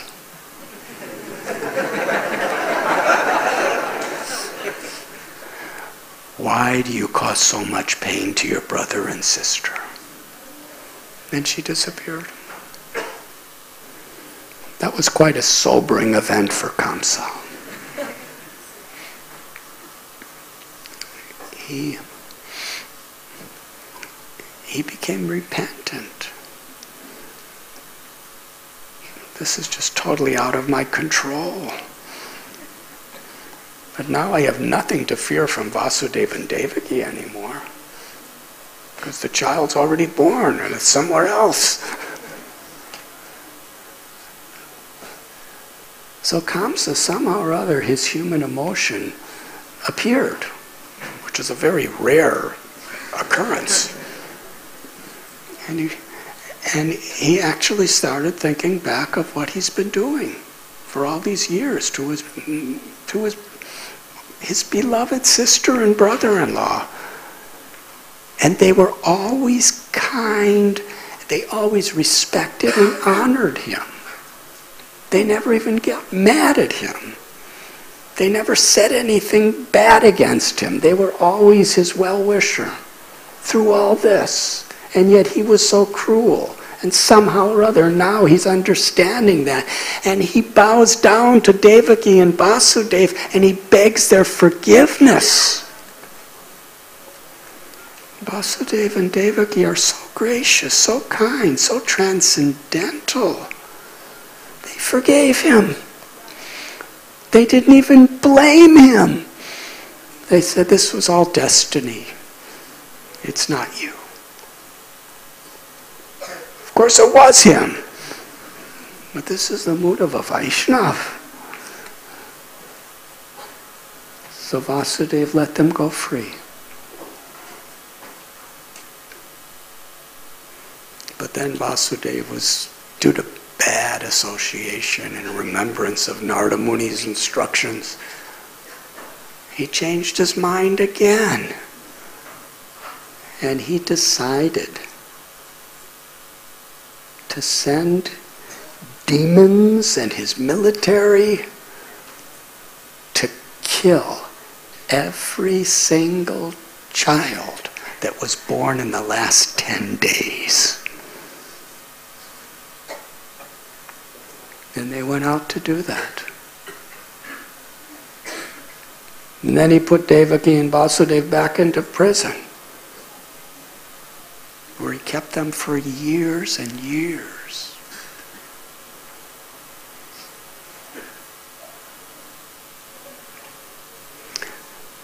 But meanwhile, would you like to know what happened back in Mahaban? How much time do I have?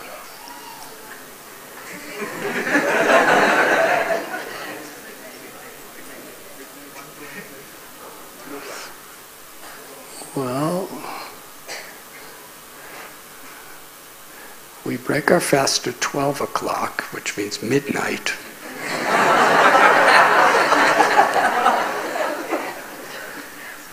This clock doesn't say anything about AM or PM.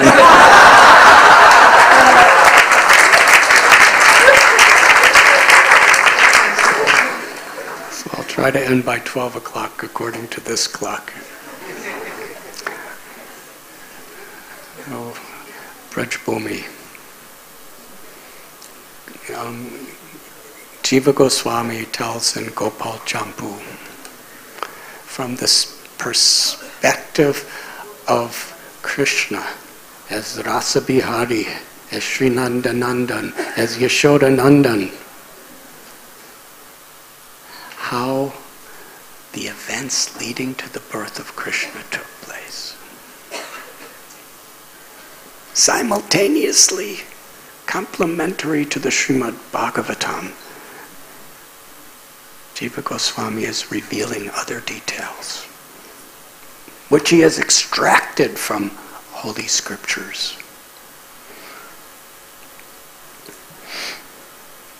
So we have described Devameda had 2 wives. And from the 2 wives were Surasena, who became king of Mathura and father of Vasudeva, and from the other was Parjanya. Parjanya was a reservoir of every good quality. He was irresistible, attracting people's hearts because he was so compassionate, so kind, so simple-hearted and honest. He loved everyone, and everyone loved him.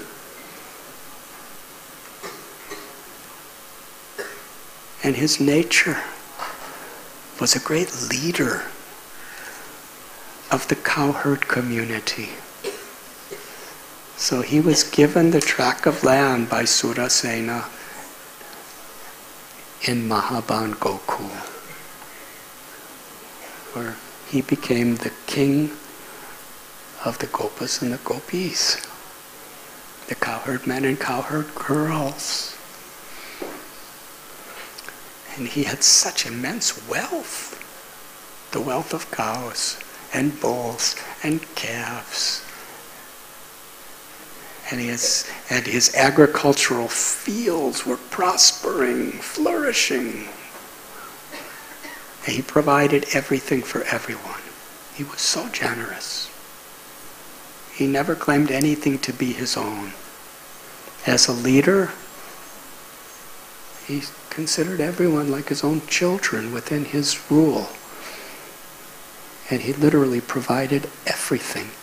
He gave his heart and soul, even to the least among his citizens. Parjanya had 5 sons. Upananda, Abhinanda, Nanda, Sunanda, and Nandana. And these 5 sons were like 5 jewels who represented the highest qualities of dharma, value, character, and devotion. They were all pure, unalloyed devotees of Lord Vishnu, Krishna. And they lived for the upliftment of all.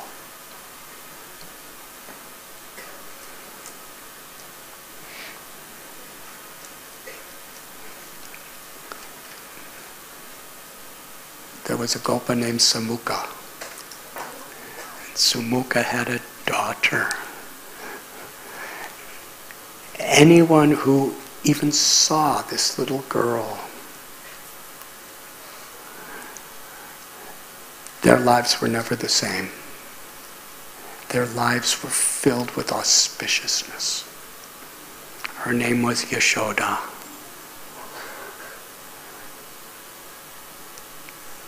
The daughter of Samukha and the son of Parjanya. Nanda and Yashoda were married in Gokul Mahavan.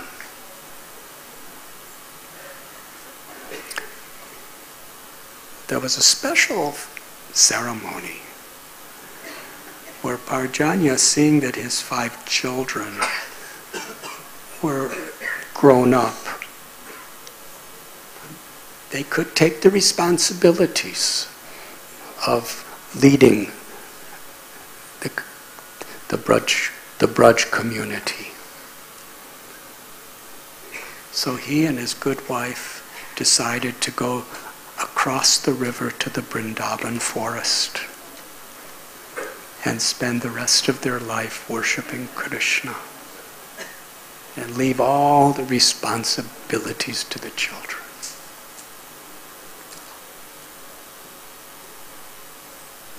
Knowing that they were qualified. So he had this ceremony where he was going to put special tilak on Upananda, the eldest son, who was so highly qualified. And he would become Brajaraj, the king of Braja. So the ceremony took place, and Parjanya gave the kingdom to his eldest son. He was just about to leave for the forest. And Upananda did something that is incredibly exemplary, historical, and wonderful. How many people want to be? There was no problems in Braj Bhumi. Parjanya was such a good king. Everyone was happy. Everyone was singing and dancing. The cows were singing and dancing. There was so much milk and so much ghee because the cows were protected and so well fed that Parjanya just was practically inundating everyone with the wealth that was there. So who wants to leave that situation to go to the forest to do austerities? Parjanya. And what eldest son who's entitled to it and has no rival at all wants to give it away? Upananda. Like father, like son. Such a pure heart. Upananda wasn't thinking, yes, I'm the rightful heir, I'm the eldest son, everyone looks up to me, I have no rival, everyone loves me, everyone will be happy. And they would. And he could do it. But he was thinking, my younger brother, Nanda, is more qualified than me.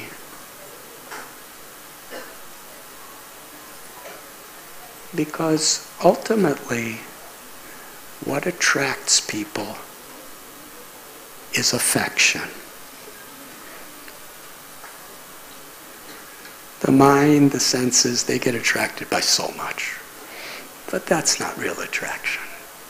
Only affection attracts the heart. And there's no one who's more affectionate than my younger brother Nanda. He loves so unconditionally everyone.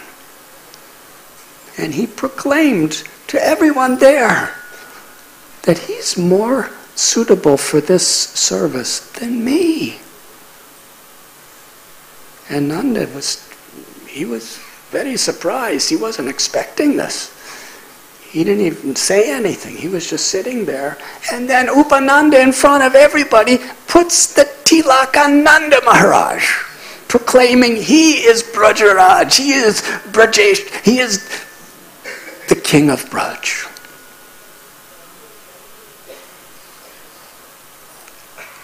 Everyone, especially the father Parjanya, was so pleased, and the mother, everyone in Brajbhumi, their hearts were filled with bliss just to see how there was absolutely no envy in the hearts of these 5 children. They were only there for each other.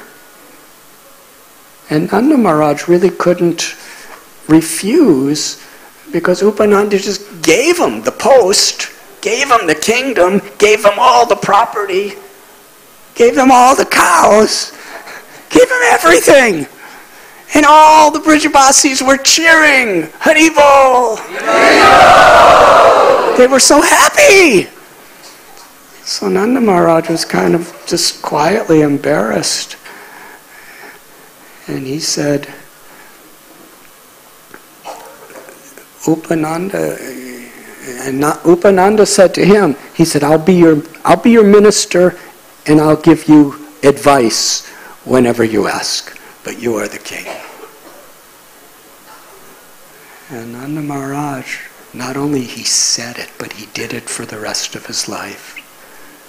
He said, I'll take this role because this is what you want me to do. This is what everyone is asking. But I'm your servant. And any advice that Upananda gives me, I will take as my order and my life and soul to execute. And that's the way he led the Brijabasis forevermore. So everyone was so filled with joy living in Mahabhan. Of course, this is all happening before the marriage of Vasudeva and Devaki and all that stuff. So they were living together. And Nanda Maharaj and Yashoda, they could see that there was only one anxiety in all of Braj. That Nanda and Yashoda had no children.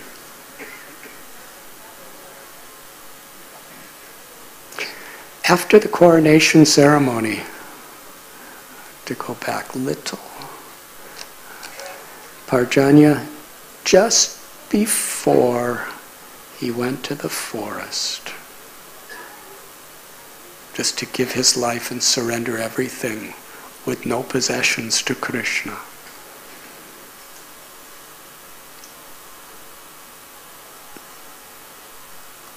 he taught lessons to Nanda Maharaj and his 5 children. Nanda Maharaj was the middle child. just as Arjuna was the middle child of Maharaj Pandu. Parjanya asked, what is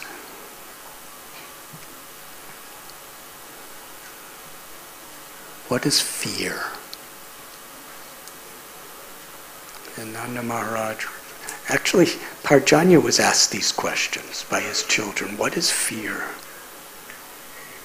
And he replied, fear is due to karma. What is shelter? Where do we find the greatest shelter? The reply was, bhakti to the Supreme Lord is the only true shelter. What is the most cherished of all objects? His reply, devotees of the Lord are the most cherished of all objects. What is true happiness? Replied, Krishna Prem is the truest happiness. These 5 questions and 5 answers are very simple, but it's with these that he entrusted the kingdom to Nanda Maharaj. And then he left to give his life and soul to the Supreme Lord in the forest. Brajbhumi flourished more and more and more under Nanda Maharaj's compassionate, loving rule. But love by nature is selfless. So even though the Brajavasis had everything themselves, they were all so sad in heart because Nanda and Yashoda had no child.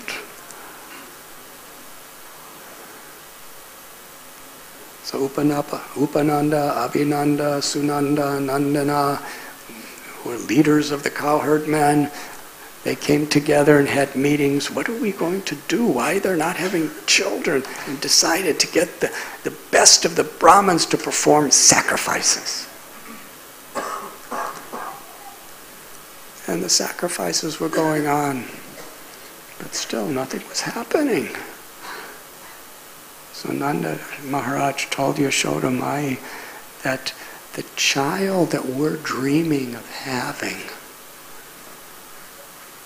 is beyond karma. And all these sacrifices are karma kanda, so they're not going to work. Somehow, Nanda Maharaj told Yashoda Mai that I'm having this dream. I'm seeing on your lap this very beautiful little child who has the complexion like a blue lotus flower and who has eyes like lotus flowers. He's the personification of the essence of all beauty and all sweetness. And Yashoda Mai, she tells that I'm seeing in my dreams, I'm seeing that same child on my lap. They fell in love with this little child. They understood in their heart of hearts that this child is the supreme object of their heart's love. But he was just appearing to them in visions. So Nanda Maharaj and Yashoda decided to do a Dwadasi fast with pure devotion for 1 year. And they did so.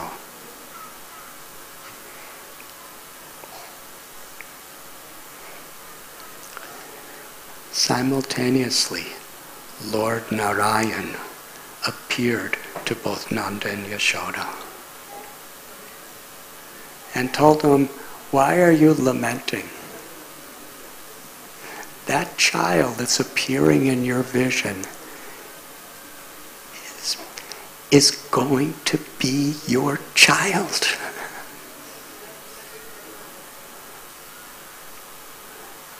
Previously you were Drona and Dara. That Drona and Dara are actually your plane. They're actually expansions of you. They did severe austerities for tens and thousands of years to receive me as the child. And Drona and Dara are they're merged in you. You are the original mother and father. And your cherished vision will soon be fulfilled.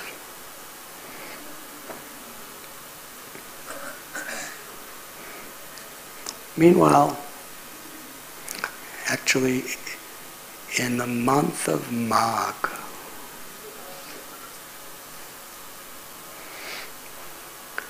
Nanda Maharaj had a vision.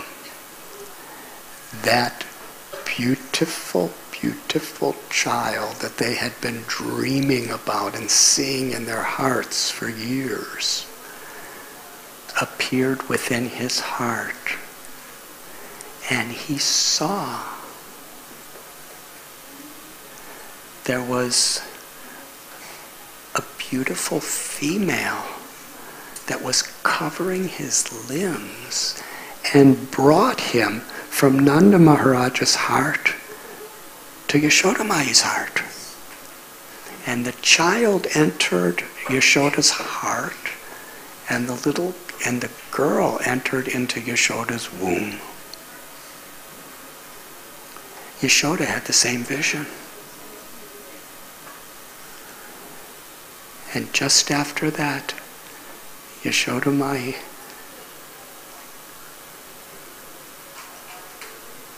was pregnant. And when the symptoms of her pregnancy were revealed, all of the residents of Vrindavan, the Brijabasis, they were anticipating with so much loving eagerness and celebrating good fortune and doing so many auspicious activities for the blessings upon the child of Nanda and Yashoda.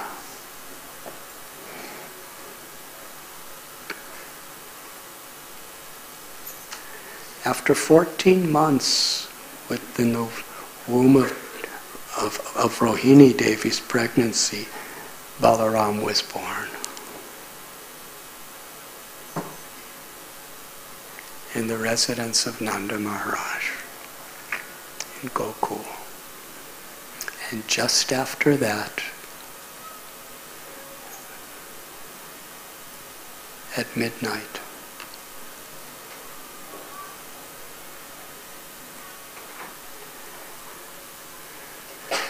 Krishna was in the womb who was in the heart of Yashoda Mai, according to Gopal Champu. This is the mystery that is being revealed. When Lord Vishnu appeared in the cell of Kamsa and gave his darshan to Vasudeva and Devaki, Devaki prayed, please be just like an ordinary little baby child. At that moment, Yashoda Mai, she gave birth. The little child, Krishna, was brought secretly by Yoga Maya to Mathura. And the Vishnu form in the prison house, he disappeared by merging into the little baby form that was brought from Mahaban, the child of Yashoda.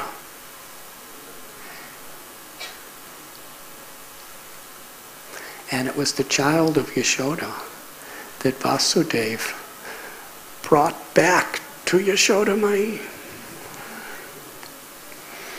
Now Yashoda by Yoga Maya's own potency, was born to Yashoda. And Yashoda, she kind of slept through the whole thing.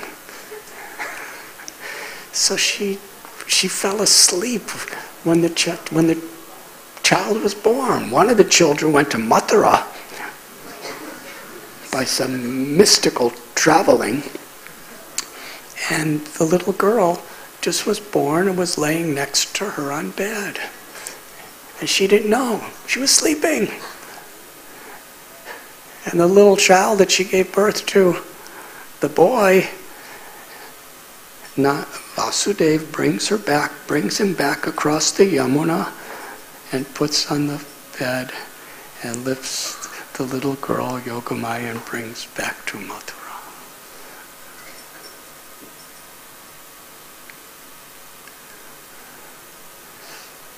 When Yashodamai woke up, she kind of didn't know what was happening. But she saw next to her was Krishna. When she saw Krishna, her eternal son. You've heard this story, love at first sight. This is the supreme example, the supreme manifestation. Yashodamai is for the first time seeing her eternal little child. She doesn't know he's the eternal child. All she knows is, I'm his mother. She lifted Krishna, she embraced little Krishna, she looked at Krishna's beautiful moon-like face, his beautiful little lotus-like eyes, his bimba fruit, red lips, his wonderful nose was just soft like a sesame flower, his complexion, which was dark like a monsoon rain cloud, and every limb of his body was so soft, so tender, so sweet, like little leaves of the tamal tree. She wept in ecstasy of Vatsalya Ras.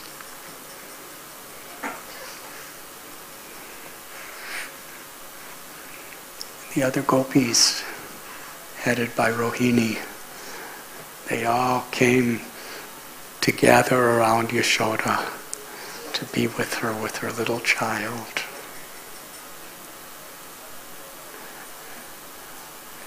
Everyone fell in love. As Sukadeva Goswami tells later, from that moment, every Brijabasi loved Krishna more than their own lives, more than their own bodies, more than their own children. Their love for Krishna was full, inclusive, perfect, and complete. Krishna's all attractive.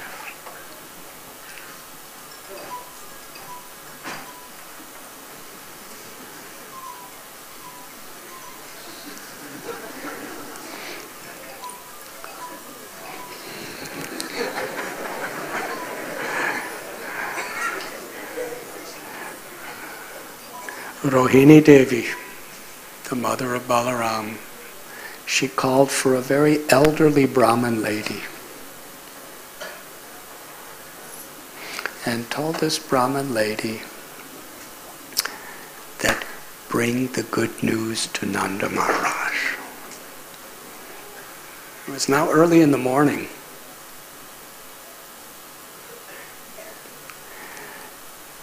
And Nanda Maharaj and his brothers and the other cowherd men were just about to milk the cows. In fact, they were in the process of doing so.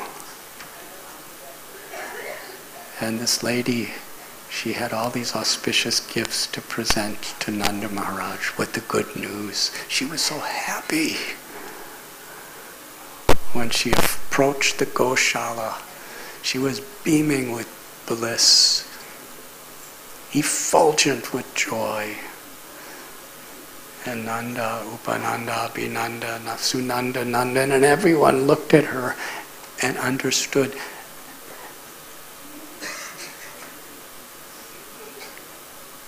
This is it. And she could hardly talk, she was so blissful. And finally, somehow or other, she gave the message. Brajaraj, the king of Braja, has a son. That's all she could say. And there was nothing else to be said. Nanda Maharaj, he was in such ecstasy, he became stunned. He couldn't even move, he couldn't even talk. All he could do was be in ecstasy, as was everyone. And the nature of great personalities is when they get good fortune, they want to share it with everyone. So what was Nanda Maharaj and his brothers, what was their immediate response to this? Just to give gifts to everybody. They weren't thinking about themselves. You know, all the milk that we have now goes to the Brahmins. All these cows we'll give to the Brahmins. Whatever gold, whatever wealth we have, we'll give to everybody. They were just in their minds just giving gifts. And they were actually giving them too. That's important detail.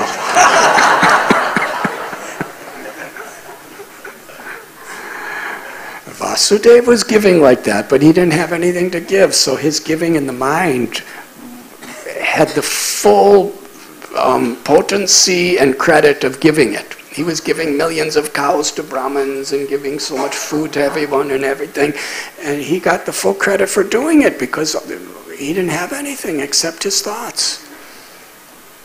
But if you have something more than your thoughts, you actually have to activate your thoughts. So Nanda Maharaj, they were just giving everything, and Nanda Maharaj, knowing, he was thinking, what is most auspicious for the child? He went to take his bath to become clean and put on his very, very best clothes, and was moving with so many other Brijabasis who were playing instruments and celebrating. They were going to the place where Krishna was born. Gokul. And when he approached the inner sanctum of Yashoda's room, Nanda Maharaj, with such ecstatic, loving anticipation, waited. Rohini, she told Yashoda Mai, who was in her bed holding Krishna, that Nanda has come. There was a little curtain. Rohini closed the curtain so nobody could see Yashoda, not even Nanda Maharaj. Bhakti is very dramatic. Now all that's separating him from his son that he's been dreaming about and praying and doing yagyas for and doing fasting for and giving his whole heart of loving devotion for, it's just a curtain between. And Rohini picks up little baby Gopal and brings him before Nanda Maharaj, and places little baby Krishna in Nanda Maharaj's arms. Nanda Maharaj gazes upon Gopal. Little Gopal gazes upon Nanda. Nanda Maharaj, stunned and ecstatic, ecstasy, feeling the body of Krishna, seeing the beauty of Krishna, feeling the love of Krishna. Tears of ecstasy, symptoms of ecstasy are permeating his whole life at this moment. And Rohini Devi goes behind the curtain again and tells Yashoda Mai that your child is now in the arms of his father. And that was the culmination of Yashoda's ecstasy. She wept in love.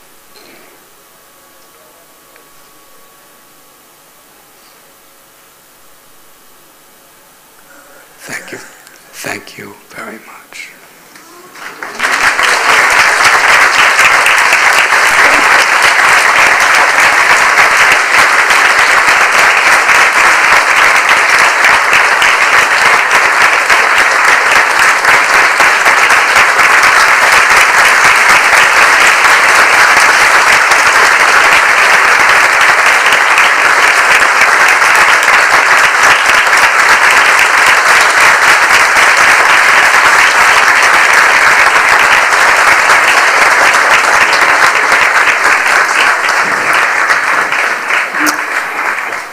I never said the lecture was over. I just...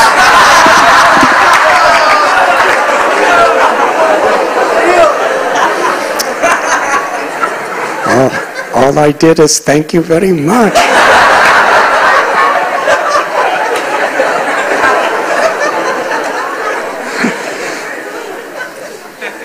So Nanda Maharaj wanted to share his joy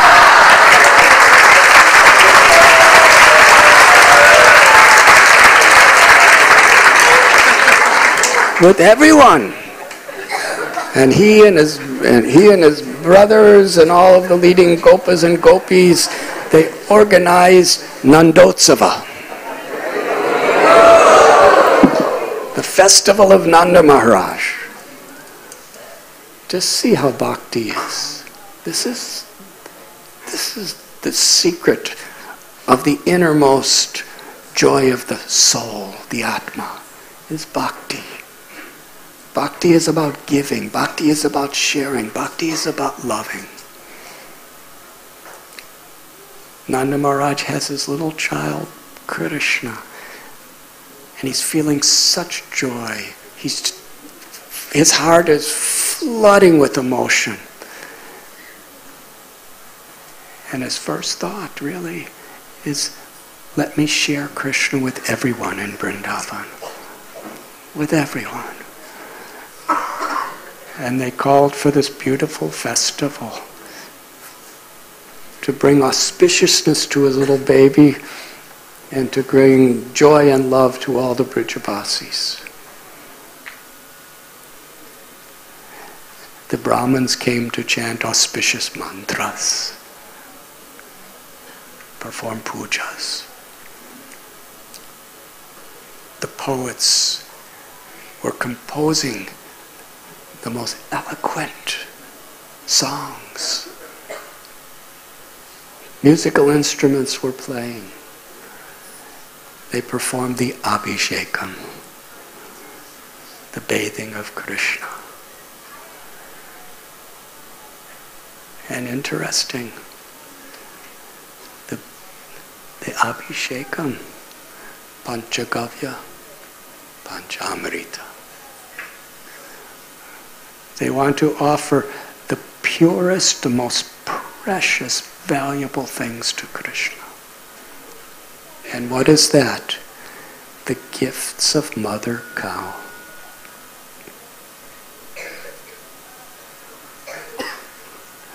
Panchamrita is milk, dahi, yogurt, ghee, sugar, honey, and panchagavya, cow dung. They're bathing little newborn baby Krishna with cow dung and cow urine and ghee. and milk and yogurt. All the gifts of Mother Cow. And they're rubbing Krishna's body with a little brush made of the tail of a cow.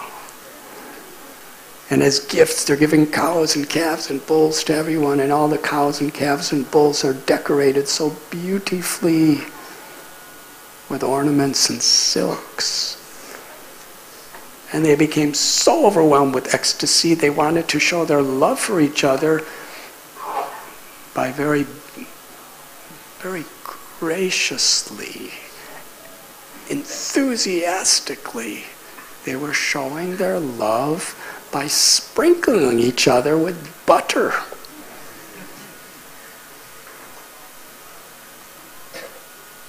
And dahi and ghee, because they were a cowherd community. Namo Brahmanya Devaya Go Brahmana Hitaya Cha Jagadataya Krishnaya Govindaya Namo Namo.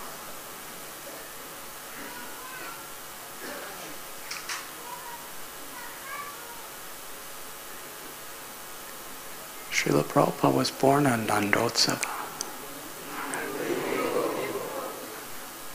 At the very time when Nanda Maharaj is performing his wonderful festival of love, along with Yashodamaya and everyone, just giving pleasure to Krishna and giving pleasure to all the residents of Vrindavan.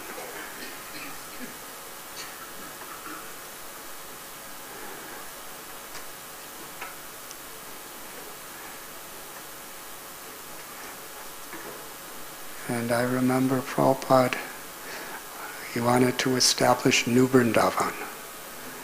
And he actually wanted to establish farm communities all over the world. But that was the first one. Somehow it came to him by very extraordinary ways. And Srila Prabhupada said, you should teach the world cow protection. How to love and honor Mother Cow. Because that's Krishna's eternal pastime in Vrindavan. The bull represents dharma, religion, true spiritual principles, and the cow represents the nourishing mother for humanity.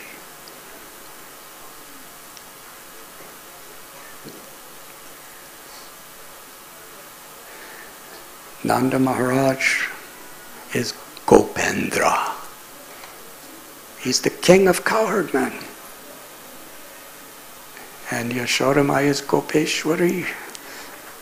She's the queen of the gopis, the cowherd girls.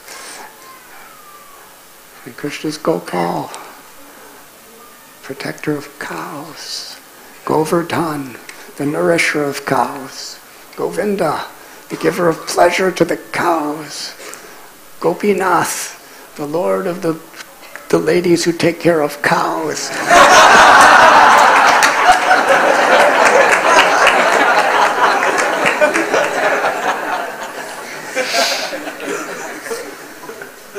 Gopananda, the giver of ecstasy to the cows. And Nandotsava was celebrated. Everything was centered around showing respect and love for the cows. And Srila Prabhupada, he asked these people to establish cow protection and agriculture. And he also said, he said, make a replica of Vrindavan with the 7 major temples and the Yamuna and the Govardhan, Keshi Ghat. He actually used those words. It's in letters too.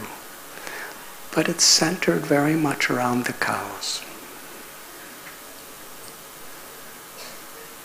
And nobody knew anything about cows in those days, the people who were there. But Prabhupada wanted cows. They didn't have any money. So they got one cow. She was by material standards, they didn't know how to buy cows, and they didn't have any money to buy cows, but somehow they got this cow. She was a little cow, and she only had one eye because she was blind in the other. She was black in color, very small comparatively, and Prabhupada came. And he saw the cow, and he named her Kalia.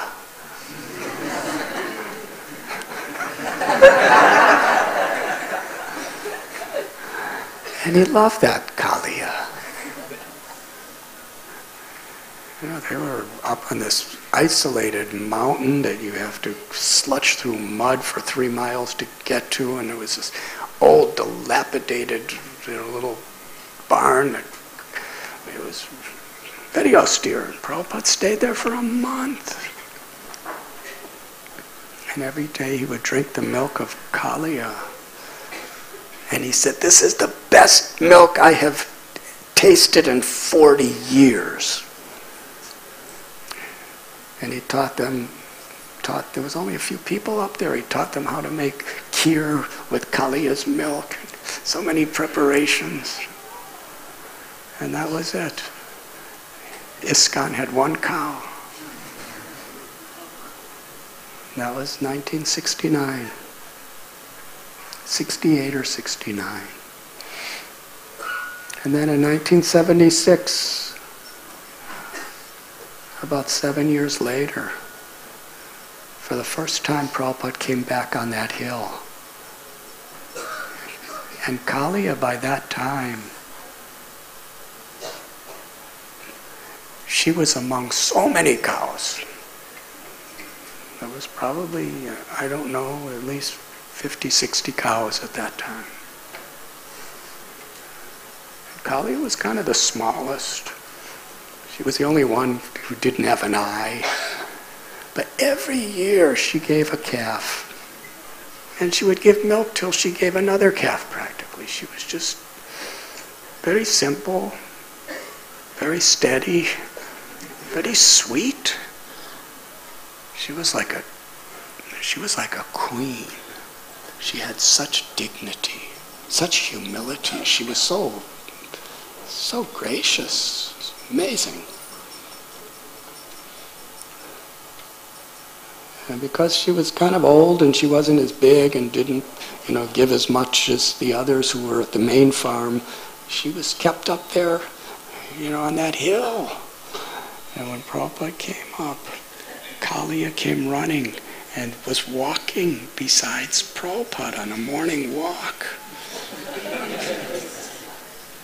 And somebody wanted to remind Prabhupada, because Prabhupada by this time had been all over the world about 10, 12 times, and so many cows and so many communities of ISKCON and everything like that. And somebody was going to tell Prabhupada, he said, "Prabhupada, you know this cow?" Srila Prabhupada smiled and said, "This is my old friend Kalia." He never forgot her. So Prabhupada entrusted us with a responsibility. He considered this is one of the major factors of his whole mission. Because when Prabhupada would think about all the cows being slaughtered all over the world, even India, his voice would get choked up. Tears would form in his eyes. In one place in his books, his purport, he says he cannot even write the plight of the cows and the calves, how they have to suffer in this world. We said yesterday, Prabhupada said the barometer of the spiritual standards of any society is how happy cows are. Cow means bull too. Cow protection does not mean it's not killing.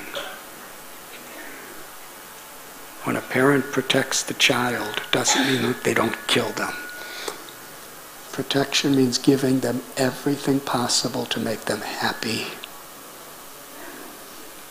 So any cow that comes to our little community, Radha Gopinath Temple's village community is Govardhan Eco Village.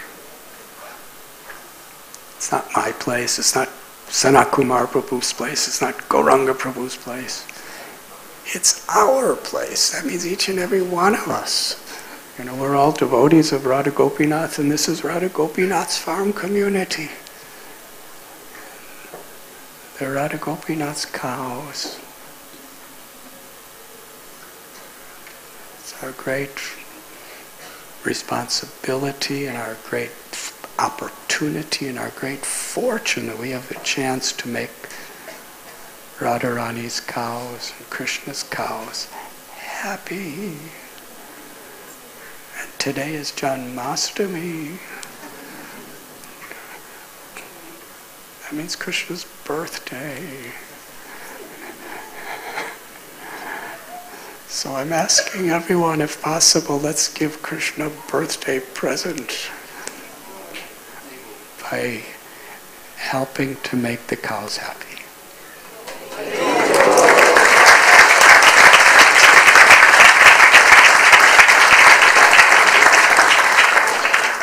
Because they're dependent on our compassion.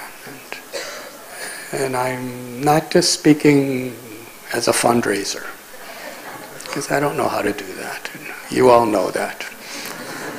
And if you don't already know that, you'll definitely know that after this talk. Because that's not the point. The point is that all of us could actually be part of this wonderful mission of Gopinath and Sri Radharani by really feeling a personal connection with cows through our seva. And our cows really do need help. And Krishna's not just going to arrange that somebody's going to come, that the demigods are going to drop crores of rupees on the Goshala.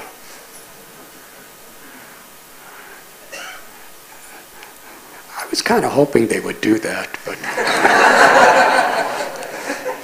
I realized that that's not what Krishna wants. He wants all of us to feel the happiness of together, just giving so much protection and so much security and so much nice food and so much nice medicine and so much nice loving care to our cows.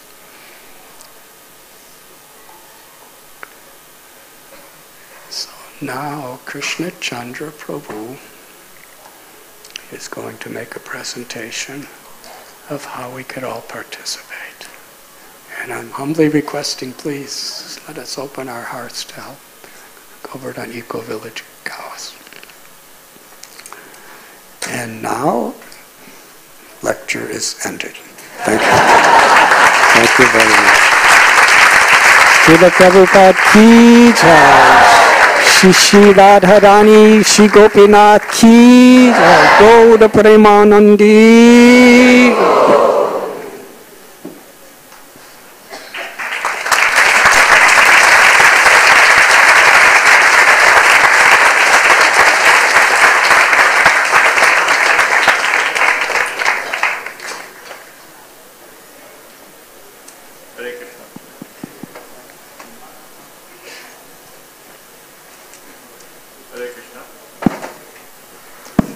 Hare Krishna. So, as Maharaj so eloquently mentioned about the protection of our cows, we already have a scheme in the Govardhan Eco Village since a few months for adopting a cow. We have 105 cows and bulls in at the Govardhan Eco Village, and there are various ways. We have those who want to take a lifetime adoption of a cow, and adoption means really they become part of your family. They also give your surname to the cow. So they will also give periodic reports if you are adopting for life. So there, that is 4 lakhs for the whole year, for the whole lifetime, because they would put that money in a corpus, in a deposit, and then the maintenance of the cow for life would be made from that. And we've already had 10 devotees who have already committed. And then there's a facility of staggered payment, so they don't have to pay immediately. So some have named it, some have done it on occasion of their child's birth. Somehow they have wanted to really take this over and above whatever other services and commitments they have. But then those who would like to do smaller amounts, then 1 year's cost of maintaining a cow is about 40,000 rupees. So there have been several dozen devotees who have taken the commitment only for 1 year, which is 40,000. And then there are also those who may find 40,000 is high. Then they have also, so they have grouped together. We have actually counseling groups who have taken a joint commitment, or some devotees who have come together and taken a commitment for 1 cow for a year, which is 40,000. So therefore that gives a chance for devotees to even make whatever they can. If they want to contribute say 5 or 10,000, it may not be individually equivalent for a whole cow's 1 year's cost maintenance, but then they can do it in a group. And even if they do it on individually, like then they will, that may be for 2 months or 3 months, because 4,000 is the approximate cost per month. So like that, an individual can do it by himself or herself, or if they want to do it in a group, a small group, to take 1 year's commitment or a few months commitment, or a whole counseling group can take for 1 or whatever cows they want to take. And this is the way the devotees have been doing it. And finally, as I said, that 10 devotees have already adopted cows for life, so that they get the progress also of what the cow has been and the bull has been doing, and the activities and so on.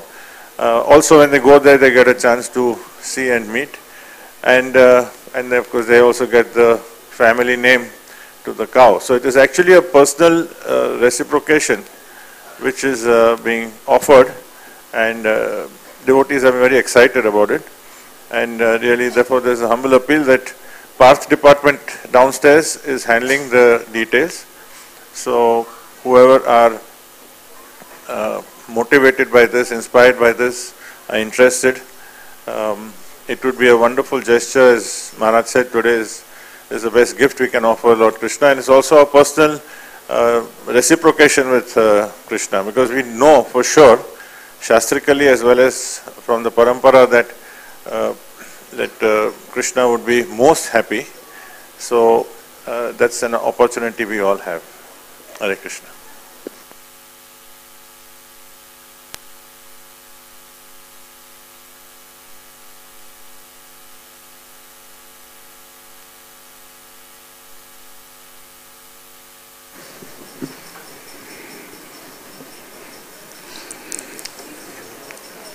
Let us celebrate.